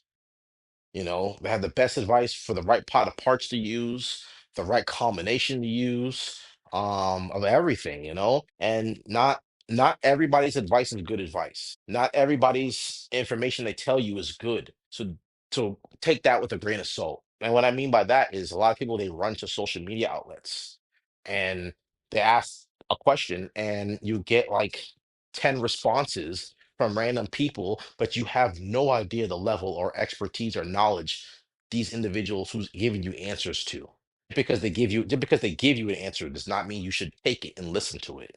Because those are the same individuals who aren't even tuning their own car or building their own engine. Yeah. Just because they have an opinion doesn't mean it's right. Like, exactly. Exactly. Everybody has an opinion. So just take it with a grain of salt, get yourself with the right peoples and just enjoy what you have. And if you are financially there where you feel like you don't have to crawl and you just want to pick up on a car and build right off the bat, that's on you. It's your goal. And there is no right or wrong direction for this. Do it. Do it. In our first episode, way back episode 51, we talked a lot about remote tuning, and we've already talked a lot about remote tuning in this episode. But we talked about how early on maybe it was something that maybe people didn't trust really, and now we see that it's perfectly fine, right? It's something that is just as capable, just as I don't even know the right words, just as good as being right there at your shop, right? If we're at another dyno across the country in another country and we call you up, you log in, we're doing all the stuff that we should be doing. Do you feel like the demand for remote tuning has increased more since the first episode? Um, I feel like it increased more than ever. You know, there's a lot of people that don't have access to a dyno in their country, or they don't have access to tuners, Right. Yeah. or a lot of people follow a tuner or like on social media or YouTube or whatever their media outlet, and they just like their approach of how they handle things, how they handle business, how they handle customers, how they handle difficult situations. A lot of these guys remote tuning, they're not there with you, but they're not there with you in the same room, same car, same facility, face to face. So they want somebody who's going to be patient, who's able to handle these things properly. If you feel like everything you do as a customer and you talking to the tuner and the tuner is always giving you smart remarks or always bashing you or always laughing at you or always side railing you, like where they're just not trying to answer you or ignoring you, then you're not going to feel good about that. So I feel like a lot of the times, um remote tuning has become even more because they already have a certain kind of individual they like working with, and they like the process, they like the connection, they like those type of things of just communicating or whatnot, or maybe they come from the same background or the same they once lived in the same country and or have the same whatever, like something they can relate on. And I don't know, it could be anything. And they like the connection. They build the trust. Remote tuning is all skill and trust. That's what that is. It's all skill and trust. All skill on the tuner's end and trust between the relationship between both of y'all. So I feel like it's more than ever. Like that's why I showcase all this stuff. That's why I put it out there. That's why I get a lot of comments on a lot of those YouTube videos. It's like, bro, why are you even tuning this car? And I get people who message me on Instagram like, bro, I just saw the car you just tuned and everything you just went through that. I'm surprised you even got that thing running and making power. Like they like that, even though it's not the best situation I'm always in, and difficult cars and challenging cars, it's very heavy on me. But they like that kind of stuff, and they know that when they work with me, like, hey, I honestly am not mechanically inclined. The customer will say that I'm not mechanically inclined, but whatever you need me to do, then you just let me know and give me the steps, and I will try to make the best out of it and try to get it handled for you, Desmond. Because they like cars. They want to enjoy the car. They have, their dream car has been a Mitsubishi Evo 8 9X, 1G, 2G, 3000 GT. They just love cars. And sometimes they don't have anybody there that they trust or anybody there in their town, their country, their state, or maybe they have people there, but they've already been burned by them. They've already been burned by them. There's a lot of places like that. They have people and sometimes in those countries and states, but they've been burned by them, and there's not that many options to dabble with multiple people, so they have to just outsource it and reach out to somebody. Remote tuning, it's been busier than ever. Typically, like when I went to Motec, I was training in Motec. There was a day where there was information that I wasn't so where I needed to be on it or like that, or maybe there was time on our break. Let's say that. Let's say there was time on our break and whatnot. And I was still like, yo, if I'm in the lunchroom, I eat my lunch real quick, or I'll hop on and I'll remote tune right there and then. Or every night after I leave the Motec facility, I went back to my hotel and I was remote tuning from my hotel. I'm like, all right, I'll be available at 7 o'clock. Make sure you have everything ready. Make sure the engine is cold. Make sure the laptop is charged, and I'll give them all the full instructions beforehand. And everybody just, I just connect with everybody every single day. Every single day, I'm remote tuning and whatnot, and I love it.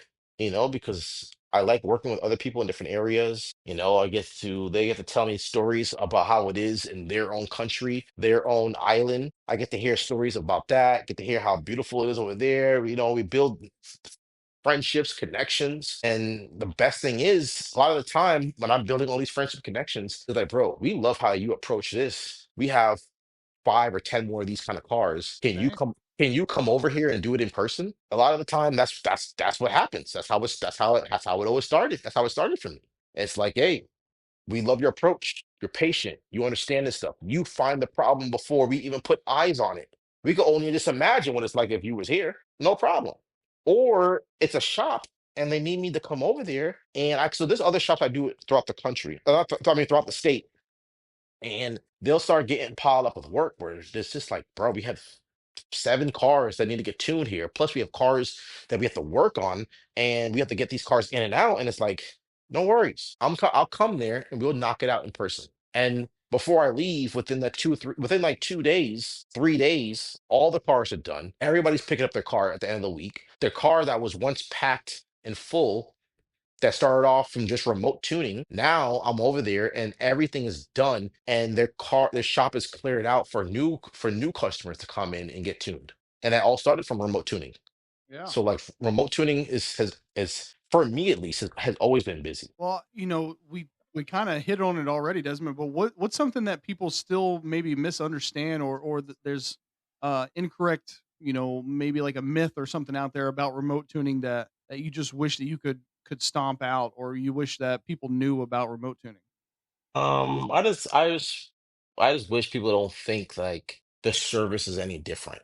The quality is still the same. The person in front, if I was there in person or remotely, however so, or if the car was shipped to me, however so, it's still the same. The approach is still the same. I get the car, we make a base file, we get it fired up. I make my fuel adjustments, whether it's in person or remote. We get the timing gun. If it's a standalone, make sure we get the timing right. We get all the drivability stuff right. Like the approach is still the same across the board. A lot of people feel like they're not going to make more, they're not going to make their car is not at the full potential. Oh, I just dumped $30,000 into this whole entire build and I'm getting it remote tuned, and it's not at it's probably not at its full potential. I probably could get more out of it. There's a 50-50 chance on that. You probably can, you probably be the same. You probably can. You've seen some numbers on Dyno screen. Okay, you make some changes, you see a difference of how much it made, or it made less, and you make another change, make a difference. But overall, the structuring of tuning, of providing a good quality session or good quality tune for remote, it's the same. A lot of the time is basically how good is the car set up? Is all the problems addressed? Have you looked over all the things? There's no myth behind it. There's no magic wand behind it. The approach is still the same. Um, I'll tell you though, the main thing for remote tuning versus in-person tuning is the person is the end user on the other end who's holding the laptop or who owns the vehicle. Hmm. Are you mechanically inclined to check over certain things if I need you to do certain things? I've had one guy tell me I I can't get this timing gun synced right. I don't know how to do this. And I'll give him steps and I'll show him everything, but I'm not gonna be like, okay, well, you know what? That's fine. That's good. We'll just keep rocking with it. I'm not like that. I'm like, hey, bro, if you're not familiar with it, you need to stop, pause. We go pick up another day. You need to get a buddy or get somebody that you know that is familiar with it. So, for an example, just last week I was tuning a 2J, what are they? Nissan 280s or like one of those older fairly, one of those older Zs. um, I was tuning that 2J swapped. It's on ECU Masters, fully built. Everything's done up on this thing. Precision turbo, everything. I got the map set up, uploaded it, fired up, runs, good. Lambda looks nice, everything looks good. All right, now let's set the base timing. Mechanic says, when you do a certain amount of cars, some cars don't operate at a different range. You really there's a ballpark of things that's familiar of how things operate. So if we're adjusting the timing gun, and I'm like, hey, okay, how close are we looking to TDC, or how close are we looking for this reading? Oh yeah, we're not there yet. Keep. I'm like, okay, I want to make some adjustments. How close are we looking to that? Yeah, we're not there yet. Keep going. Okay, let me keep making some adjustments. Okay, how close are we looking? Yep, keep coming. I'm like, bro, we're operating. I do these cars all the time. We're not operating in a common zone of where these cars should be at. Like, are you sure you checking this right? I'm like, hey, so the customer had a mechanic that was checking over that kind of stuff. I was like, hey, bro, let me speak to the customer. I'm like, hey, bro, I'm telling you right now, whoever you have looking at this for this timing gun, he's far off. I'm not there, but I'm telling you right now, he's far off. And if we make a hit on this car, we're gonna hurt something. If this timing is not right. You need to get somebody else who's familiar with this. And he's like, okay, let me get somebody else. He goes and gets a mechanic next door of a mechanic shop. And I talk to the new mechanic. All right, now go back the opposite way. So from the time from with adjustments from the first guy to the second guy, we went like 8 degrees back the other way through timing gun adjustment. And before we locked it down to right where it needs to be, I get back on the phone to the customer. I was like, bro, we're 8 degrees different. You knew how you could have really hurt that engine. We could have really hurt that engine if this wasn't done right. So it all depends on if you are experienced on the other end, But if we could do it, we can do it. If we can't, I would know and I would say, hey, let's stop. and let's get a buddy or get somebody who's more mechanically inclined to look at this or check this or whatever. And majority of the time, the customer is good. I give good instructions and I keep good images and I send images to people like, hey, this is what it looks like. This is how this, and I circle everything. Everything's detailed. Like I dumb it down. There's no question about it. I circle everything we're going to be doing. I circle the point we're going to be, we're circling this point to match up with this point and making sure this stuff lines up directly side by side and let me know when it's there. I'm making adjustments. You're telling me if I'm going further, farther. Okay, we're right on it. Lock it down. I make it very, I simplify it. So like it's majority of the time it's on I'm pretty on par with it, but it just that's where it becomes hard if that person is not familiar with checking things on the mechanical end of things. But very rarely I run into that. But that's the difference. A little far in depth, but I'm going in depth. This way it gives examples of like what I'm talking about and what I mean. Yeah, for sure. We talked a lot already about how lately you've been traveling a lot, to different states or different countries. I want to talk about how you've expanded into, these new regions and recently, and why you've felt the need to do so. Um for travel tuning. Yeah. So I like it. I love these cars that I tune. Um, I love these builds. I love it. And if it's within my time, within my means of my available time, I love going out there and working with these cars in person because it's not only that, but I'm also the things that I'm facing here. I go to the Caribbean or I go to another state or I jump around from state to state to state. I just came back from Vegas last week. And then before that was North Carolina. And then before that, I can't even remember. It was another state. And I go around to all these states all the time, and I love to shoot the content there as well because then not only am I getting the car, I'm coming there and the car is in rough condition, or it's not running right, or it's not performing right, and I'm also documenting all this and showing all this stuff as well, even in a different region, I'm Hmm. showing all this stuff so people everywhere can see like, yo, the car was in this condition. I found this problem. Oh, I'm also dealing with that problem too that I saw on his page. And it just shows and it keeps bringing the community together. It keeps bringing the community together. Like I'm there for everybody. Some people, like I just mentioned with the timing gun situation, some people are not that inclined to do it on their own. So I will go there and they don't have to worry about it. I come there, I right off the plane. I say, I don't even want to check into the hotel. Where's the car at? Let's get straight to it. Drive me to the car. And I connect to it. Even though if I set timing gun with them remotely, I don't care. I bring my timing gun with me. My laptop and my timing gun comes with me anywhere I go, hand and foot.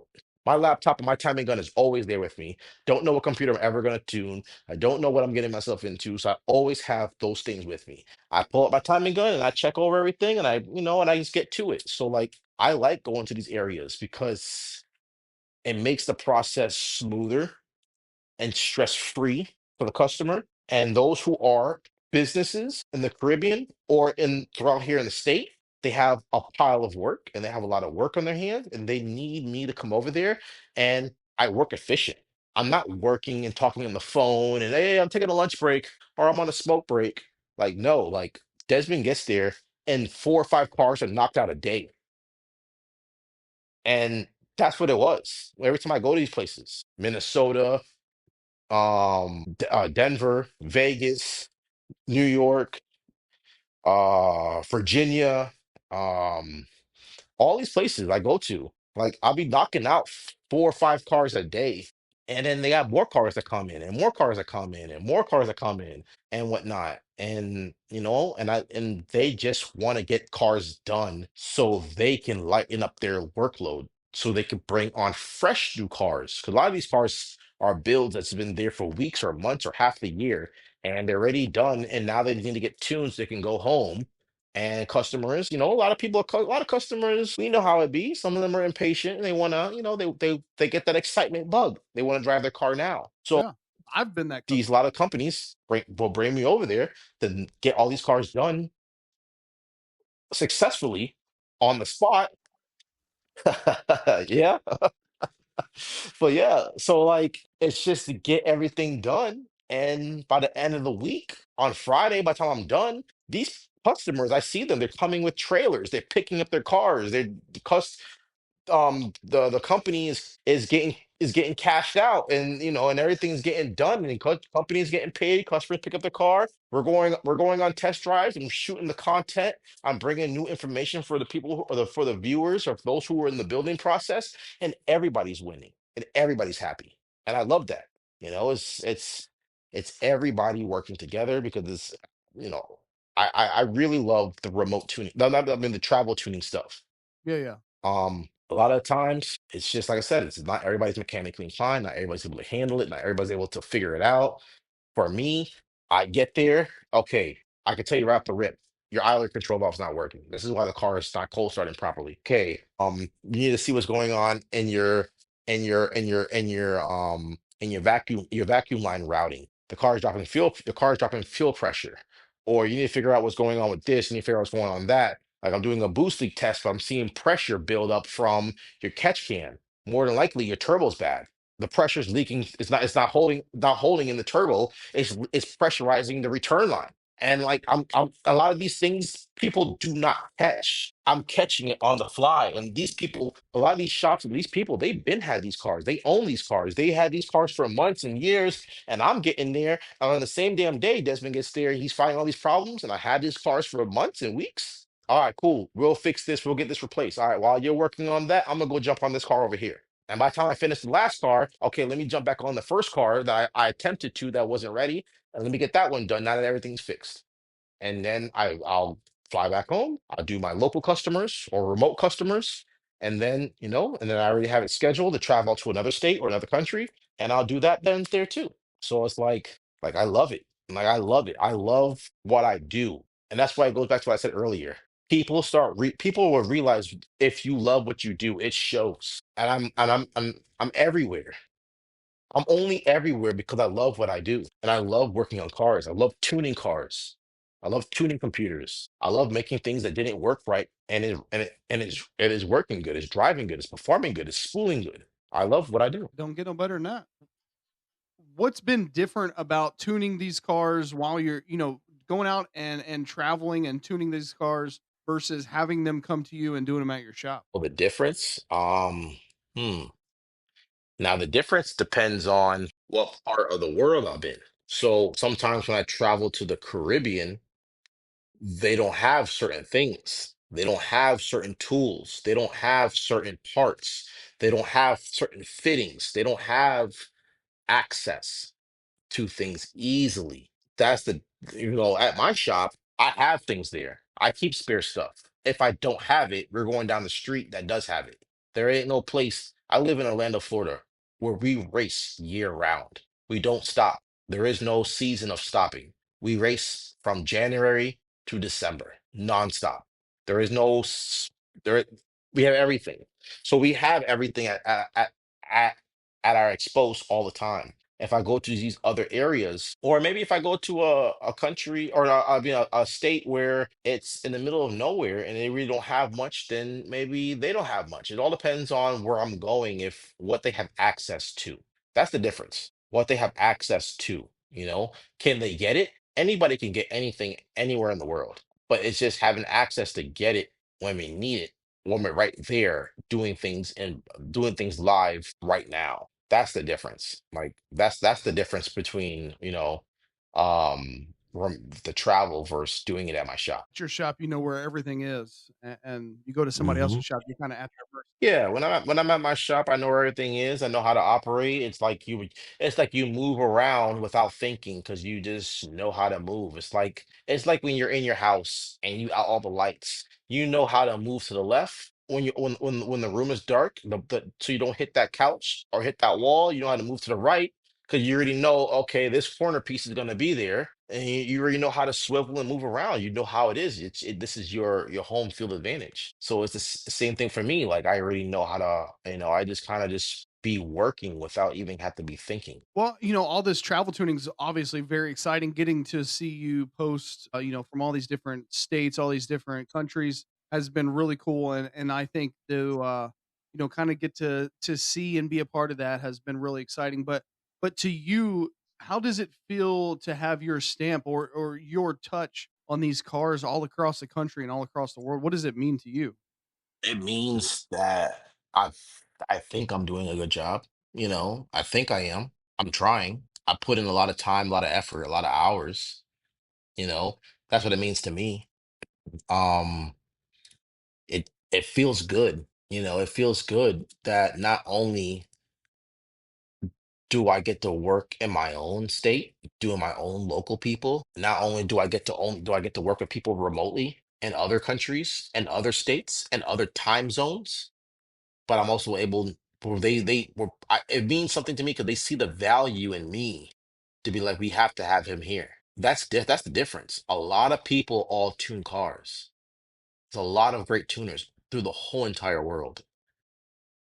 There's a lot of great people. Not as many people are able or who get the chance to travel and do it. And that tells me, I feel like I think I'm doing a good job. I think they appreciate what I'm doing and how I'm stepping up to the plate and I'm giving them honesty and I'm giving them my all. You should see my face that I have at the end of the day after I'm done working, like when I travel to these states, because I'm not, majority of the time, there's people who I travel to just for one car. I had no problem with that. No problem with that. But majority of the time, I'm traveling over there and there's 12 cars to do within a few days. Mhm. So every single day, my face looks like it's shot tired. And like I look drained, I look beat up. I When I went to Vegas last week, them guys are like, "Hey, Des, take a break, eat some pizza. Do you need anything? Want some coffee?" I'm like, "Nah, man, I'm good. Y'all brought me out here to get these cars done. Y'all want results. I'm not leaving here until y'all get the results that y'all want." And then one of the guys said, "Hey, bro, I can respect that. Thank you." And then, because like it means something to me. It means that you care. It means that you believe in me. This is not just I'm working with a local company and I'm gonna go tune my car. It's like no, it's like yo, I'm bringing in this tuner from a different state or a different country, and I want to have amazing results. And I trust in this guy because I'm bringing him in. That means so much more to me than anything. That means I'm viewed differently in my eyes, and I appreciate that. And and I just I'm gonna go to bat and I'm gonna put in every ounce of effort I have to make it to make everything work the way it needs to be. Yeah, for sure. I mean, we talked earlier about you not being the type of person to cut corners, but I feel like if someone trusts you enough to bring you out to their location and to do all that, I mean, you almost have to go the extra mile, right? Yeah, and you know what? I'll be honest with you. Sometimes I probably go too much of the extra mile, and that's also my downfall because I go too much the extra mile. I Like I said, sometimes I'm not a yes person, but sometimes it's hard to balance that, and I take on something, and then they're not fully ready, or they don't fully listen to fix certain things and or whatever like that. But yeah, I go the extra mile on that.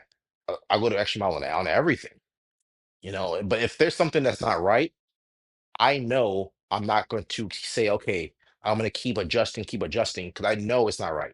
Let's fix it. But I know once you do fix it, it's going to skew up all of my readings, all of my fuel map, all of the boost tables. Everything's going to get all skewed up. I'm going to have to reblend everything, scale everything, change everything. So why do that 4 or 5 times over when you know the problems at hand? I'm showing you the data. I'm showing you the reasons of things we have to fix and why it needs to get adjusted. I'm showing you all this stuff. So why make adjustments when we still have to make corrections? So if it's something like that, I'm gonna tell them straight up like, yo, there's no point of doing this. Let's stop. Let's fix this, and then let's get it right once it's fixed. Well, not only on the first episode that we did, but also on our bonus episode, we talked about how we're almost spoiled for choice when it comes to ECUs and VCUs and everything that we can choose from, and everything that that how far we've come from just the stock ECUs, even though they still have their use for performance cars today. Hmm. Have you seen one system or one manufacturer lately that's really stood out in terms of performance, popularity, or ease of use? I know you talked about going to Motec and that really opening your eyes to, what they're capable of and the products that they put out. But have you seen that they've become the most popular brand recently? No. Oh, well, Motec has been. It depends on what level of motorsport we're talking about. Because there's different tiers of this. Oh, people that are in a different tax bracket, build bracket, Indy car racing bracket, yeah, they may tend to look at a certain software that caters to that. But for the average person that's just a weekend warrior, occasional their occasional race car, but mainly street car, there's different computer systems for that, and that's just what it is. Um, they all work good. They all work good. Hmm. They all work good. Um, a lot of I see the problem is I see a lot of people are starting to go to standalone. So let's talk about something that is going on in the evil industry, or not even the evil industry. Let's talk about something that's going on in the Mitsubishi industry that is a problem now. So the problem is now in the Mitsubishi industry, they're having a scarce time where the Tatrix cable, the flash cable, Hmm. The Tatrix 2.0 cable is obsolete. That is the cable that you can use to tune all the Evos and also other DSMs and also other the 3000 GTs and stuff like that. The Tatrix 2.0 cable. So, but they make a secondary cable called the Tatrix 1.3. Now the 1.3 is still available. Sometimes it's scarce, sometimes it's available, sometimes out of stock, sometimes it is. But those could be used on Evo 9s and down for that. Now the guys who are Evo X, Evo 10 platform, they're on Tatrix 2.0. So a lot of that is obsolete now for those flash cables. So a lot of those flash cables are becoming they are obsolete, and people who are selling them, they're selling them for outrageous prices. Cables that used to go for $160, now because they're obsolete, they're going for up towards the $600. So imagine you getting this Evo X and this platform, and you have nobody that's able to tune it around you, but now you want to get your vehicle tuned and you have no cables that you're able to buy. I've had a guy reach out to me 2 weeks ago or a week ago, and he's like, hey, I got my car, got everything situated, got my parts on it, want to get tuned. Okay, great. Now do you have flash cables? Oh, no, I don't. Oh, well, then we can't tune it. Is either you're gonna bring the car to me, or you're gonna have to go search on the marketplace of your area and try to see who has any used cables for sale. And even buying used cables is scary because if the Tatrix dongle fell on the floor or anything like that, then you could potentially brick or corrupt the ECU if the cable's not good. Now, that's a big thing right now in our Mitsubishi industry for tuning, for the tuners. Um, and not only that, if you also are big on remote tuning and you do big on the Evo platform, and the ECU Flash website is down. So where you'll get the ECU Flash program is also down, and you can't go on there, and that website has been taken down for you to download the software.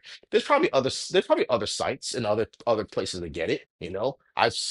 Don't know how good it is or what like that. I always got it from like the source for me. um, but a lot of those things are becoming obsolete. They say there's a new cable coming out. There's no date. There's no nothing. So until then, there is nothing.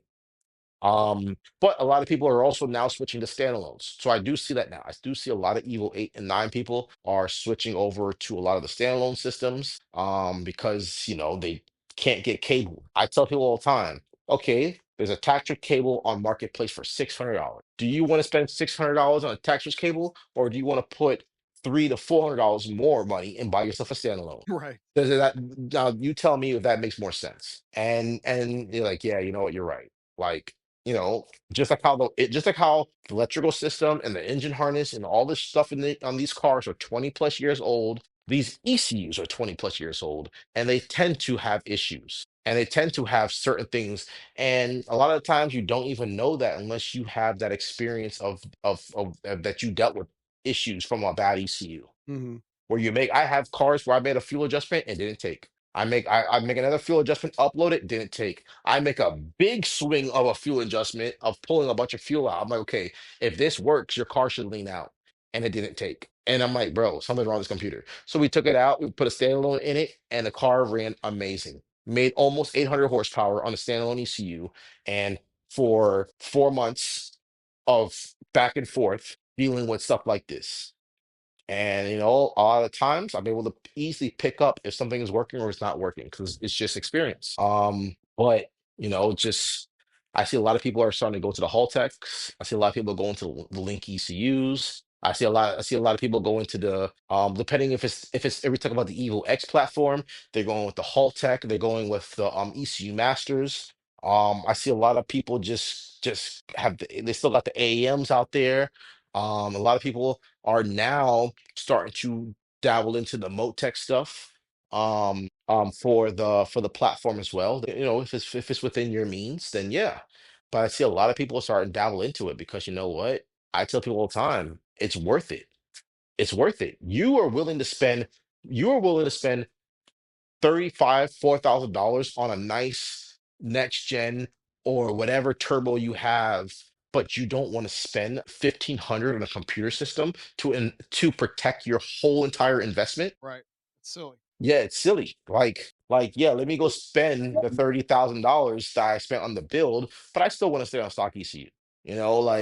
Protect the whole investment, put it on a standalone, and yeah, and get things. And if you have any issues with the actual computer itself, a lot of these companies, you send it in, they create a ticket for it, they'll diagnose it, fix it, send it back, boom, upload the map, and we're right back in business. Mhm. And a lot of the time, the big benefit of also going to standalone, besides the fail safes, are that everybody wants to kind of get away from the Omni 4 bar. The Omni 4 bars, everybody tends to always just kill the map sensor, or they have it in their hand and something fell on it, or something fell, or the sensor fell on the floor and it's no longer good or as good and has issues. Now, if you go to standalone, you can do either a lot of these ECUs these days, you can do onboard map sensor. They already have a port with a vacuum line ran to it, so you can do onboard map sensor, or you could run like a bigger 5 bar map sensor, and that will last you a lifetime of no issues. Versus the Omni 4 bar that, okay, I personally never had no issues with Omni 4 bar, but I've seen customers where I log in and they try to crank it over, or I'm like, okay, spray some starter fluid in the throttle body. The car's fire is up, and then the map signal didn't change, and it tells me the map sensor took quit the bed. So I see that right now in our industry for the computer systems. I know myself. I've definitely been one of those ones that I had the stock ECU with DSM link in it, or ECM link if you want to get picky about it. Hmm. And I thought I had a fueling issue, and then it turned out the whole time my capacitor was leaking. Yeah, yeah. Been That's there. what, but that's where it comes in at checking over your car, doing the boost leak test and all that kind of stuff, and then seeing if it's an issue you'll catch before tuning Hmm. and whatnot. That's one of the things. If you had did a boost leak test, checking over that, you would have caught that. Yep, 100%. Well, we know, we talked about how the ECUs have come so far since the last time we talked.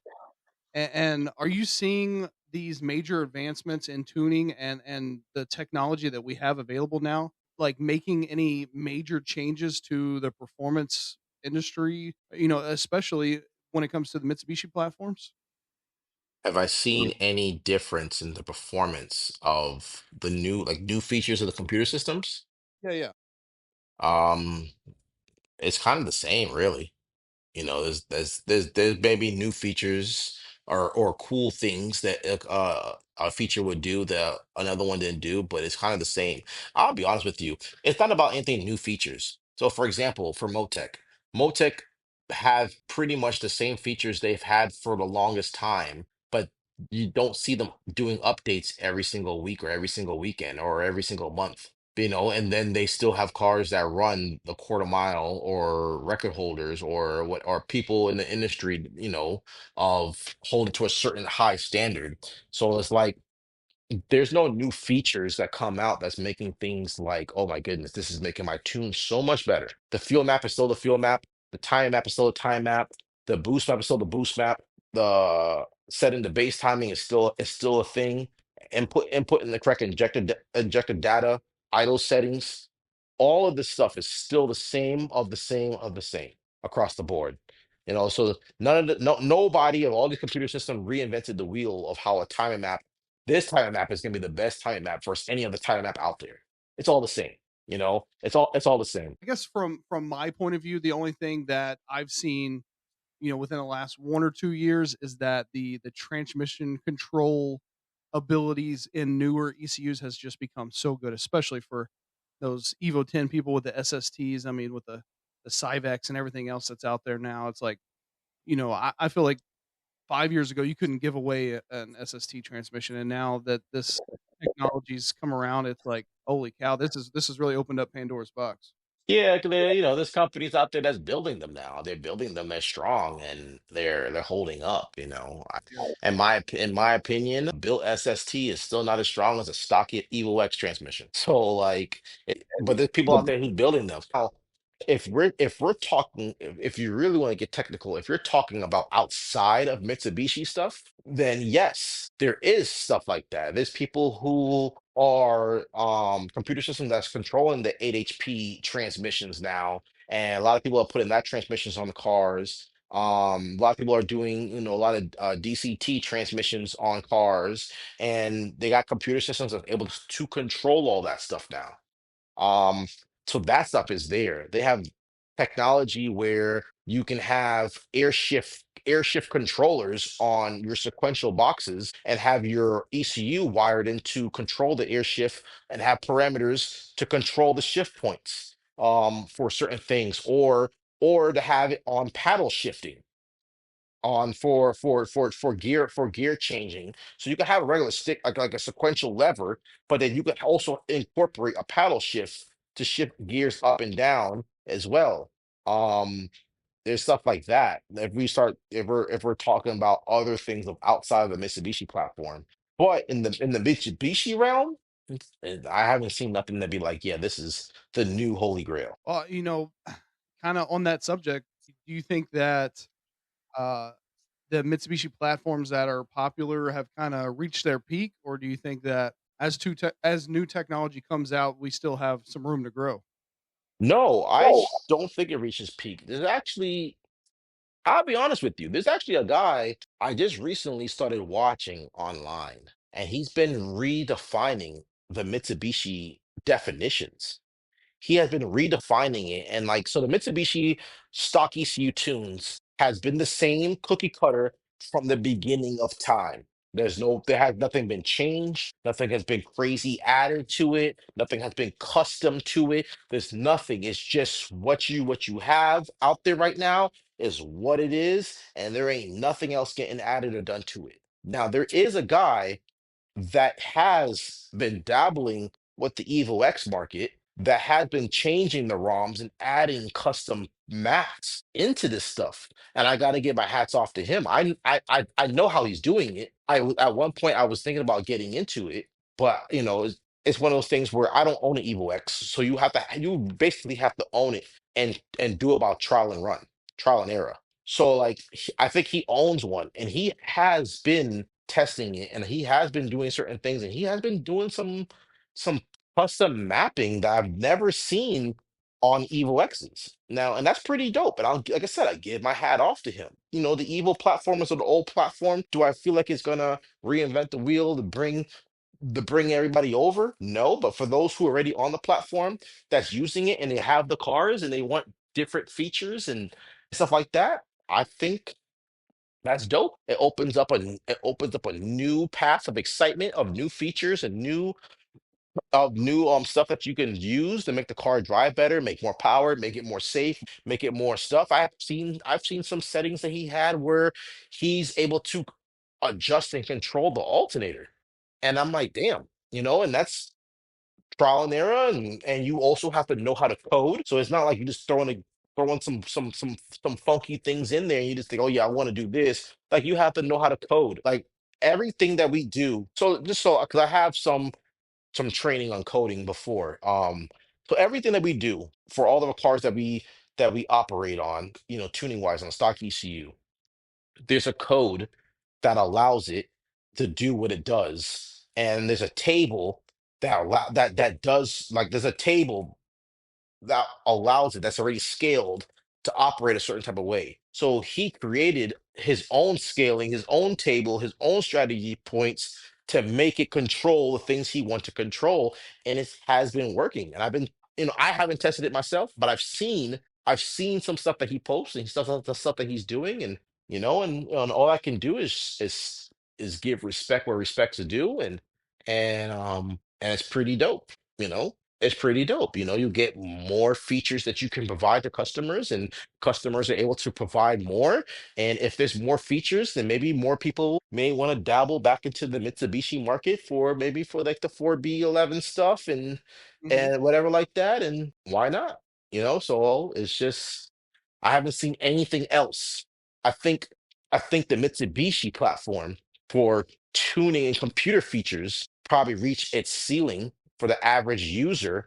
But then you have guys who's at the head of the pack who's using a good computer system, and they're using good computer systems that also have people who are writing their own firmware that creates custom strategy points for drag racing, but it's not for say or Mitsubishi. It's like strategy points that can be used for probably any manufacturer on that particular standalone ECU system.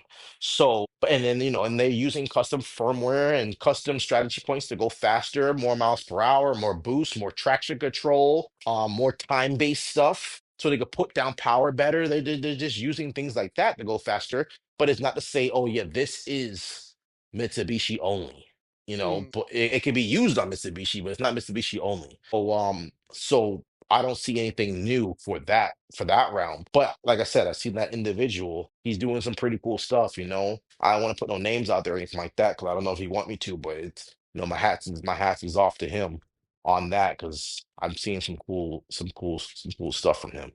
And that's Mitsubishi only. And I don't see anybody else doing some stuff like that. Gotcha. So does any cars that you've tuned recently really stand out to you, either for their power that they made, or for the efficiency, or for just being unique?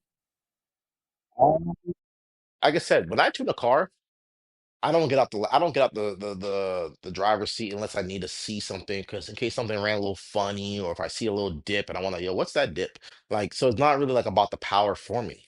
Yeah, yeah. Now, now I recently I went to St. Lucia for tuning. Individual brought me there. I started off at remote tuning. So and that went good. Car ran good, but we knew it could be better. I know he was also dealing with a lot of issues. And I wanted to come there and he wanted me to come there and we would dial it in person and get things right. And I'm glad that I did. We dialed it in person. We got the car running good. I found some issues what was going on with the turbo. That's why I mentioned earlier when I did the boost leak test, it was pressurizing from the return line of the turbo, and it was pushing crankcase pressure from the oil pan to the catch can, and we could see the smoke, and we could see it from the return line. So we put a new turbo on it. Later down the line, I went back home. He brought me back over again. So I just came back like a few months ago from over there, and that was impressive to me because we traveled over there. We still battled some issues. Not map sensor issues, oil pressure sensor issues. I guess something was going on with that and it had it running a little funny. We was dealing with like some weird stuff, but like just enough where I could turn the car down a little bit in power. So the car was dealing with fuel pressure issues and literally we were just smacking cars round after round after round after round. It don't matter what it was, Supras, Hondas, other Evos. We were just going round and around and around, and it felt so good. Like it felt so good. And it's like I turn around after every race and I see the owner, his camp, his friends, the audience, everybody's jumping and going crazy. And I'm like, damn. This moment right here, what I'm looking at is exactly what it's all about. This moment of what I'm looking at, of everybody seeing the results, everybody seeing how the car performing, how everybody's excited to see the potential of this of they're now able to see the potential of this car. 'Cause it's not a new car that has been put together. I'm taking over and I remap the whole entire tune of how things were before. And it's like to see this car perform how it is now, even though we still were battling through issues, it was like, man, this was an exciting moment to see that. I tune a lot of Evos, Dyno, Street, Remote, my shop, other people's shop. And you know, I love them all. But when I saw that, that was like, man, that was that moment on my chest that I feel like that was it. This is what made it all possible. When it makes it all possible for me, like to keep on doing this. And it just that was the most memorable moment I would never forget. Just to see the whole audience wanting to give me high five and give me praise and give everybody, and everybody was just jumping for joy. People I'd never even met in my entire life. They're just walking up to me saying, hey, Tuna, Tuna, good job, Tuna. I was like, he's like, oh yeah, you from the States, you Tuna, you Desmond from Performance Destination. What's up, Tuna? Good to have you here on the island. And then literally before the event's over, I had another guy from another island who's organizing another race event. He's like, bro, we want to have you come over to our island and bring some of your customer cars and your cars and come race and compete at our race event. When you can feel that, that's when you know like, yo, this is all worth it. This feels good. It ain't no dollar amount. 'Cause I'm busy. So it's nothing, it's not the dollar amount for me. It's the satisfaction of knowing that, this hard work and those late nights. And when I tell you late nights, I'm talking about I'm waking up 8:30 in the morning and they're dropping me back off at my hotel by 12:30 at night. Every day, every night, with one car. Only one car, working on one car. And it's just late nights like that. And then when you see that type of excitement and joy from everybody and the owner, it's like, man, that was it. I'm glad that I put in all that time and that effort and that we all did it as a team and we all did it together. And it's like, I would have never changed that moment for a time in my life. And the crazy thing is, I actually documented the whole damn thing when I put it on YouTube. So it was and I watch that video back often because it just gives me chills. It gives me chills. You got to watch it yourself. You'll be like, damn, I know what he's talking about now. think I've seen either that one or one where you were at maybe a different island. Well, it was the most recent one I posted. So it was for that little orange Evo, was it Evo 5 or Evo 6? But it's the most recent one I posted. But yeah, that was the best. That was one of the most memorable moments I probably would never forget. I love that. Well, we talk about how unforgettable of a build that is, and that there's probably been um only several that really stick out to you like that over the all the cars that you've done over the years. What in your mind, what has been like the most satisfying build or car that you've been able to be a part of, since the last time that we talked? Not really to be a part of. The most satisfying build I feel like I've had has Huh? been my recent Evo. I just finished building. No doubt. Yeah. I just finished building a brand new Evo. When last time we spoke, the first time we spoke, I stepped away from, having my own Evo because sometimes life happens and things happen, and you know what? And I have to know when to adjust so I can always keep moving forward and never feel like I'm stagnant or set back.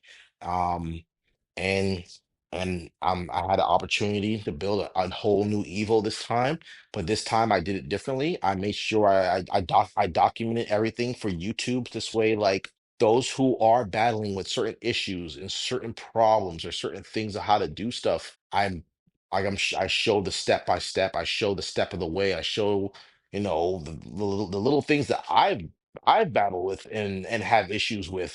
People seeing what the car looked like when it was like three different paint colors, matching face, everything. And then they seen the whole process of what it looks like now, completed, beautiful. I Mhm. have some of the best companies on board that I love No doubt. and personable with them. Everybody who I work with, I said, hey, if you can, just document your portion of the process for me. I spoke with Matt at Morrison. He documented his whole a portion of the process for me. I loved it. I spoke with the fab guy who made the rest of the kit.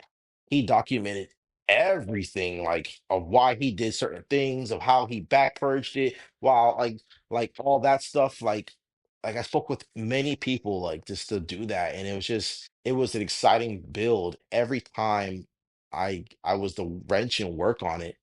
It just everything I added to it, it started looking like almost there to be a completed car, almost there, almost there, almost there, almost there. And then when I had everything together and I stood back, I remember when I stood back one time, I was pouring the first quart of oil in it, and I was like, damn, I can't believe this is my car. Right. This is mine. This is mine. I'm like, this, like, and I'm not saying I'm biased to anybody. I'm not biased because it's my car, but I look back and I was like, yo, this looks like the sickest car, sickest evil, a street evil I've ever seen. And I'm like, this thing looks beautiful. And I didn't cut no corners. I didn't do anything like that. Is there things I still need to adjust and look at on the car? There is. There's things I need to do. I haven't fully tuned it or turned it up yet because there's things that still need to be advised on it. And cars are cars, and and things are gonna happen. Nothing is broken. I fire it up. I fire it up sometimes just to go on a drive, all the time. I took it off of E85 and put it on pump gas for right now because of how much travel tuning I'm doing. Because I don't want it to sit with ethanol in the tank. But like I love it. That's has been the most, and I say it all the time on social media. This has been the most fun I've ever had building a car, ever had building a car. Like, this has been the most fun. I've worked with everybody. I worked with S1 Built. They did the whole bolt-on viscous kit for the Evos, and they documented their whole section of it. And it's just working with everybody and having a team and partnership with everybody and everybody believing and seeing the vision. Like that was, I love that. And they trusting in me. They trust me to represent them well, to advertise for them well, Precision Turbo, everybody. They trust me. They trust me to represent them well. They know that I'm going to. GSE, all of them. Wait, I got the Quave sequential on there. They know I'm going to represent them well, and that's always at the forefront. But that has been the most satisfying build I've ever had, and I can't wait to the point where it's race ready. So I can also start racing and going fast and breaking parts and fixing it and then going back to race again. And then eventually get to the point where maybe I'm a little quick or I could put a little number on the leaderboard for There you. you go. I like that. But Well, no, but it's not a race car. Right now it's not a race car. But I just want to enjoy it, go fast, and have a car where an event come up and then I could take my daughters with me or load it up on a trailer and take my daughters with me and be like, hey, we're gonna go out and race, we're gonna see some cars and make some noise, and you're gonna watch dad go down the lane and and they get to see it. That's the best thing is just to see that you're able to also affect your kids one day with this lifestyle too. yeah, for me, it really doesn't get any better than that. No, it really don't. So like, at the end of the day, sometimes you gotta ask yourself that, what's it all matter to you and what you're doing it all for? Are you doing it for social media hype? Are you doing it for to be claimed I'm the fastest, just to be claimed I'm the fastest? Or are you doing it for like, there's nothing that's more satisfying than like seeing your kids. Like I posted a video one time. I don't know if you've seen it. It went viral. And I posted a video one time of one of my cars that I remote tuned in Minnesota. And he had a white Evo and he has two boys that are twins. And he put them in the back seat and then he was just doing a walk around video of the Evo and how such a clean engine bay, like mint, clean inside, outside, everything. And he opens up the back seat and he has a full roll cage, and he has two babies, like not two babies, but two kids, maybe that's like 3 years old apiece, and the 3 or 4 years old apiece. They're in the back seat with their car seats, and they're in this Evo, and they're just going for a cruise of a drive, and they're just like their hands are in the air, they're so excited. I'm like, bro, there is no better feeling than that. 100%. There's no horsepower, there's no nothing, there's no reward, there's no trophy, there's nothing more better feeling than they feel like, damn, like, this is what I'm able to watch my dad or even help my dad do. Hmm. That's where it all matters. Yeah. For sure. Well, Desmond, in our first episode, you gave some advice to people who were, just getting into the performance scene. Maybe have been a Evo enthusiast for a while, or whatever car platform it is, and they want to, start making some power and get out there and go to some of these race events. If someone who listened to our first episode and is just now getting into the scene, what advice would you give them today that maybe you didn't mention back then? Maybe, it wasn't really happening back then. Well, it depends on what kind of advice we're talking about. Are we talking about as in people who want to get into business in the automotive industry, who wants to be a tuner in the automotive industry, who wants to just be they're going from spectator to racing Yeah, or that build or building a car? That's where it all depends. There's many ways about it, you know. I can give an answer for each one. Um, for people who are just building, advice I can give them is this, I mentioned it before. Get with the right shop. Let me tell you something. When you get with the right shop, that right shop is going to propel you 20 years ahead than you would have ever be. They have the strategy, they have the files, they have the configuration, they have the process down, they have what it takes to go fast first outing, as long as everything holds up. But first outing, they have it. They already have it. This is not you working with individuals who's they don't do Mitsubishis all the time. They're kind of a little here, a little there. They don't know the strength of the transmission. They don't know what certain things like and what they don't like, but they understand a little bit about they understand tuning, but they don't really do much Mitsubishis. So it's like, don't get me wrong, an engine's an engine across the board, but there's different people for different platforms. But get with the right person. It will propel you 20 years into the future quicker. Versus if you get with the wrong person, you're on the struggle bus for the next 5, 10 years, bleeding money, bleeding it.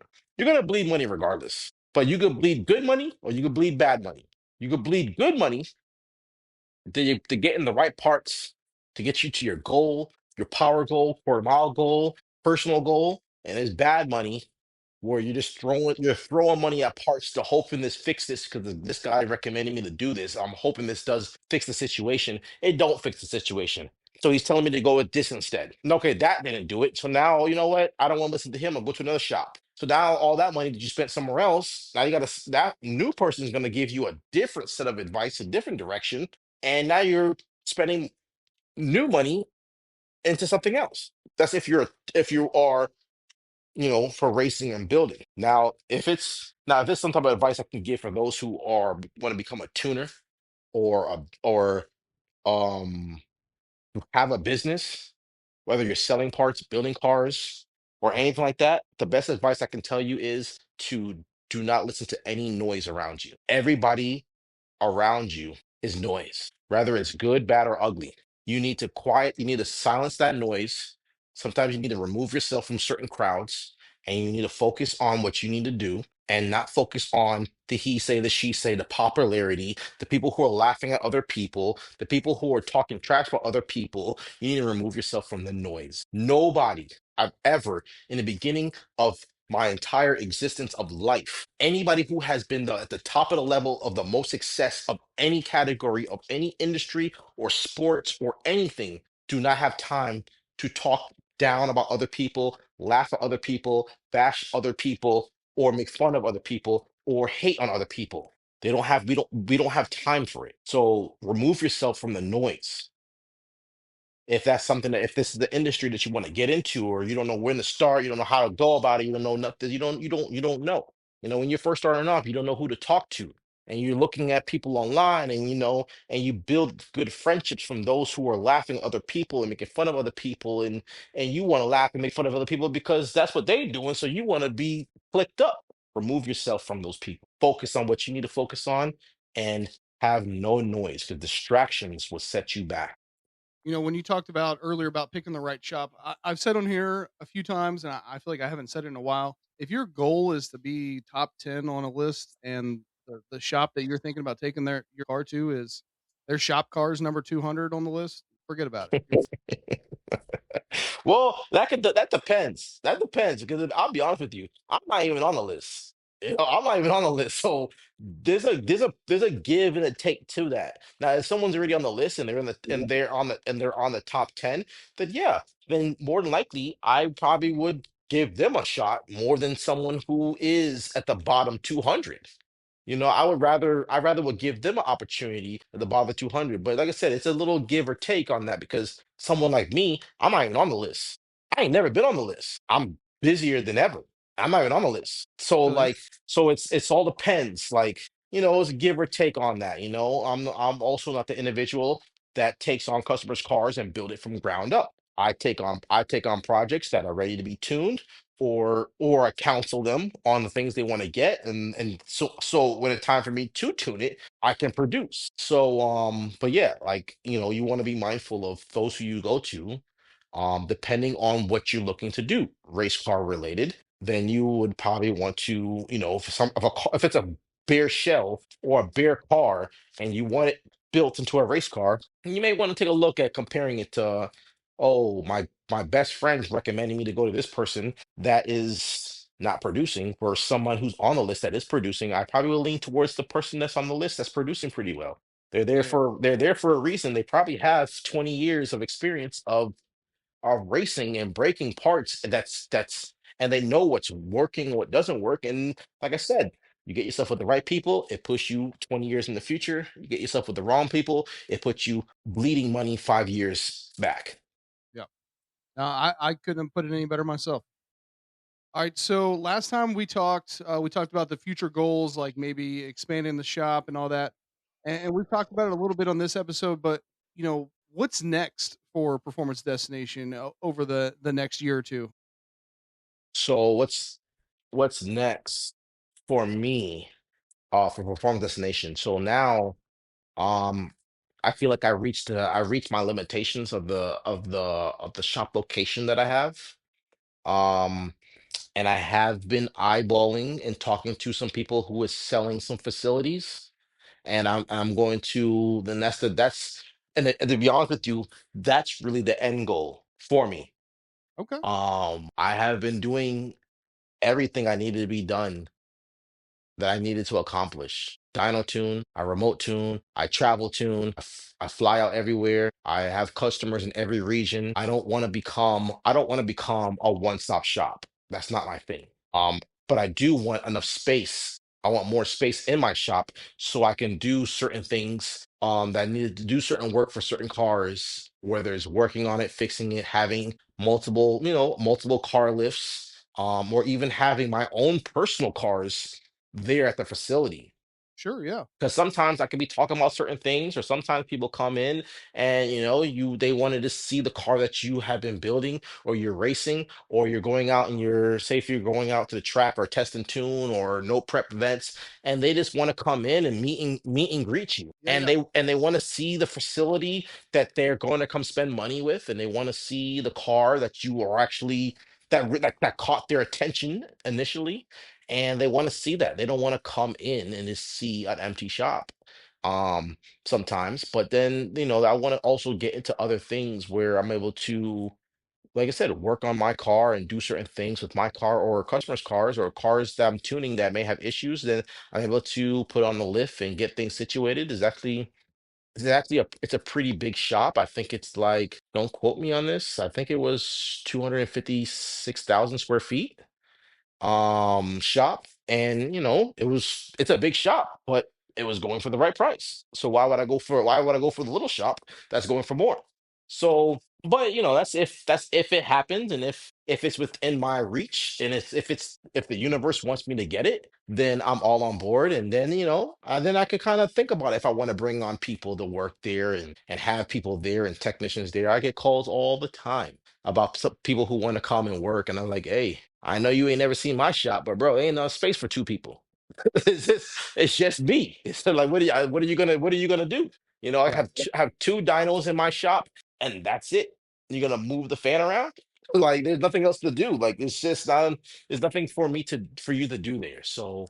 Um, like, I want to have more space. Bring on other people that's able to do some stuff, like guys who may want to get into wiring, that needs a location to do the wiring there. If guys who they do some fabrication. They want to, they're able to make some exhaust or some up pipes or some intercooler stuff, or something gets dinged up or messed up. We're able to make it, adjust it, and fix it on the fly. I just don't want to turn into a full-on race shop where we're doing all of your stuff from ground up. Like, oh yeah, your clutch is slipping, so now we gotta remove everything, remove the drive shaft, remove the transmission, and do everything. I don't want to get into all that. You Sure, know, yeah. I like my process now. My process now works for me, but I also need to have a little bit more reach to do other things. And also, I want a bigger shop so I can also bring in more stuff for the content as well. I want to bring on a full time media person. Yeah, yeah. That person also has his own room for media content. I have an all-wheel drive chassis dyno, and I have a hub dyno. So I want to put the all-wheel drive chassis dyno in a dyno cell that is air controlled. So fumes, temperature control, everything. I want it to be inside that. But at the same time, I want to have enough space in a certain section of the shop for the hub dyno too. So I could have either one, and not one is being in the way of the other. So, but I think, but getting a shop is definitely the next thing I want to work. I am working towards, and that's where it is for me. You kind of beat me to the punch because I was going to talk about the new services you would offer once you moved into a new shop, and I knew before you talked about you wanted to have the hub dyno have its own space, or the chassis dyno to have its own space. Yeah, yeah, for sure. I get a lot of guys now who reach out to me who also just want to do. They also just want to do like hub dyno rentals, and I'm okay with that for the hub dyno. I'm okay with that. This way I'm able to still operate and do what I need to do. So I can still operate and tune a car on my all-wheel drive dyno, and I don't Right. have to like block off my day from not getting Mhm. customers done because I have people who want to operate and use the hub dyno, and I could just still keep my workload rolling. And while someone's there testing out their front wheel drive car, rear wheel drive car, their pro mod or whatever it is, and they could test it out there, and I could continue doing what I'm doing. But yeah, I wanna that's the goal. Well, who knows? We'll see what the rest of this year looks like. We're already talking with somebody, we're already going back and forth. It's a pretty big space that used to be a dealership. Oh wow. And he just wants to get out of the business. And I went over there, I talked with him, and he likes me because he's like, "Yeah, bro, I like what you're doing. I like how you are, and we can see." He's like, "Hey, you can even he has like one technician that works there. He's like, "Hey, you can even buy the place and keep the technician." So I was like, "Well, we'll see. I think that would be dope. That would be Yeah, yeah, dope." for sure. Hmm. And not only that, but when I also have a facility like that, then I can host my own events. The Yeah. Mitsubishi events, I can host it at my facility. If it's that big, cars could be inside, outside. It's that big. I said it used to be a car shop, a car dealership. But I ain't talking about like car dealerships like Toyota or Nissan. It used to be a car dealership. So like it's big. It's big. So I gotta be able to host my own events at my own facility, my own cars and coffee at my own facility, my own charity events, my own back to school giveaway events, my own give to the community for the kids, or however I'll be able to do my own thing because I have space to do it. And I think that's more important of having the space of what I can do for the community. I agree, 1,000%. I mean that changes the game completely on you. Yeah, it does. It does. And I think that's what's driving me to do it. Well, Desmond, for uh the maybe one or two that are listening to this that already don't follow you, why don't you tell us where we can find and follow you on social media? Um, the best way to follow me, the best way to reach out and to see, who I am and what I'm able to provide and what I'm offer, check out our Instagram. It's performance underscore destination, or you could check out our YouTube channel at performance destination. I think you would love either one. I keep the YouTube channel very engaging of problem solving. I keep the Instagram channel very exciting of just I put it's not I don't just putting together content and reels and just throwing it up there. Like I literally will be up 2 o'clock, 1 o'clock in the morning, putting this together and editing this out. Okay, I'm gonna move this video to that video and add this transition in, add this song and that, and make it like it's exciting to watch these videos. I do that so like y'all can watch it and be, entertained. Yeah, And no doubt. then I have the YouTube stuff there too. So then y'all can also see the issues that arise before y'all come in. So this way y'all are able to look over your car and get things right. But those two things between that, and I'm also on Facebook as well, but everything on my Facebook is the same stuff that's on my Instagram. So but yeah, I'd be either one of those, you'll be able to you'll be well satisfied with the entertainment. Or you can also reach out to me through my phone number, 941 268 7493. But call me. Call me. If you want to reach out to me, call me. Or you can also check our website and you can see the services that we provide. We have we have a few sections on our website. We have our main page, obviously. We have a dyno tuning page. We have a remote tuning page. We have a hub dyno page. We have our travel tuning page. We have our certificates and completions of the qualifications for everything that that of classes and courses and education as well. So you also see that you're investing to somebody who knows what they're doing. So you also check our website out as well. Perfect. And then always at the end, I give people a chance to give a thanks or shout out to anybody who's helped them out along the way. Desmond, is there anybody that you want to give a thanks or shout out to? I want to give a thanks and shout out to the whole entire car community. The car community is I want to give a shout out to.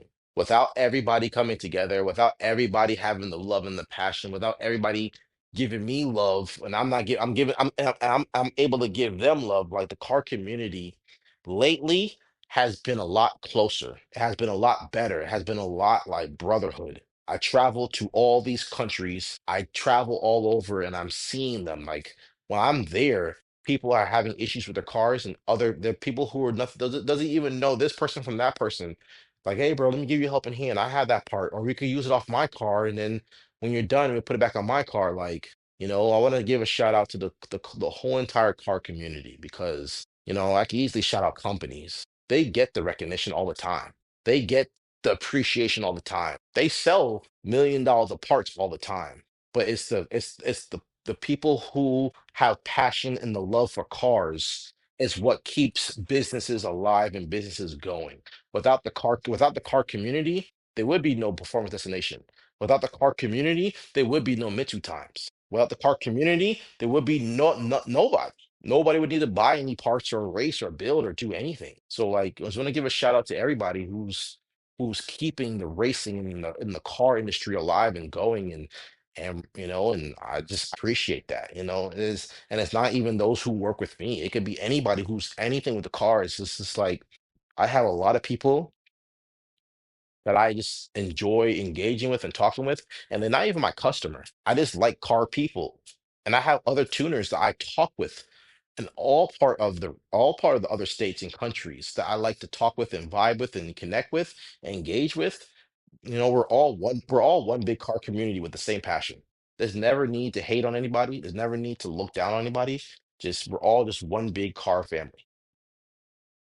Well, Desmond, this has been a long one. I appreciate you sticking in and sharing as much of your knowledge as you can in 3 hours or less. And I think that people are going to get a lot out of it. And just like they always do, like I said, we're going to Yeah. see a lot of comments and a lot of feedback, and that's exactly what we like to see. So I can't thank you enough.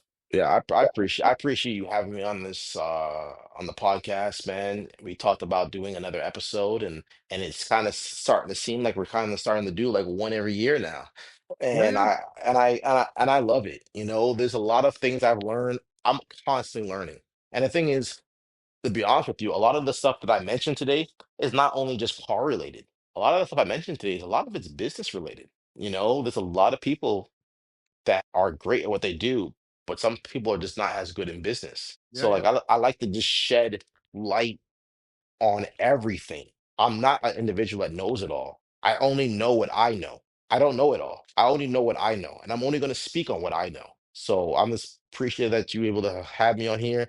I'm able to speak. It has been a long podcast. I'm happy that we able to get it all out there, and I hope that someone's listening and they could take away one or two or three things from it, and just give positive feedback and positive energy back into like what Josh is doing for all of us. I couldn't do it without all the supporters of the website. So, your idea of adding the Dyno leaderboard has been really fun, and I think we've seen a lot of people. Even if they had no interest in going out and doing a Dyno tune and getting the numbers, they Yep. just wanted to go out and Dyno tune for whatever. And now Yeah. I feel like now I see them like, man, I had to make sure that I got this picture and that picture so I could submit the Dyno slip so I could get added. I'm like, hell yeah, dude. I'm glad that people are really enjoying the Dyno leaderboard. Yeah, and then you know what? I actually had fun like coming on board. Like when I thought of that about that idea, I'm just sitting there like, what could I do to help out in the like I'm always thinking about something to help out in the community. What could bring the Mitsubishi community even together even more or something new and exciting. Things are not always going to be exciting forever. Things are going to fizzle out. But it was very exciting. It is still very exciting when all these submissions that was coming through and I was getting tagged on it. I was like, bro, this is amazing. I'm seeing this and that and this and that and I'm seeing some crazy horsepower in that top five, Yeah. the top five position. Like that kind of power level is crazy, and I love it. We're all big one community, and we all should just be there to cheer on each other, and that's what it is. For I think about the first 6 months, we didn't have but 1,000 horsepower car. Now I think the first 15 is all 1,000 plus. So Yeah, yeah, and I appreciate everybody chiming in and they wanting to be a part of it and the good feedback about it and yeah, it's been a very booming success on that. And been a thank you lot. for helping allowing me to have my ideas implemented with Mitsu Times. Absolutely. Like you said, it's about propping the community up, trying to keep these old cars still relevant. Yeah, as long as we can. Yep. All right, Desmond, I won't hold you up anymore. Have a great night, and thanks again. All right, brother. I appreciate you. Thank you very much. Thank you for listening to the Mitsu Times podcast. Check out our Instagram and Facebook for daily updates. Get added to our list by going to MitsuTimes.org and clicking Submit a Slip. Thank you to all of our sponsors.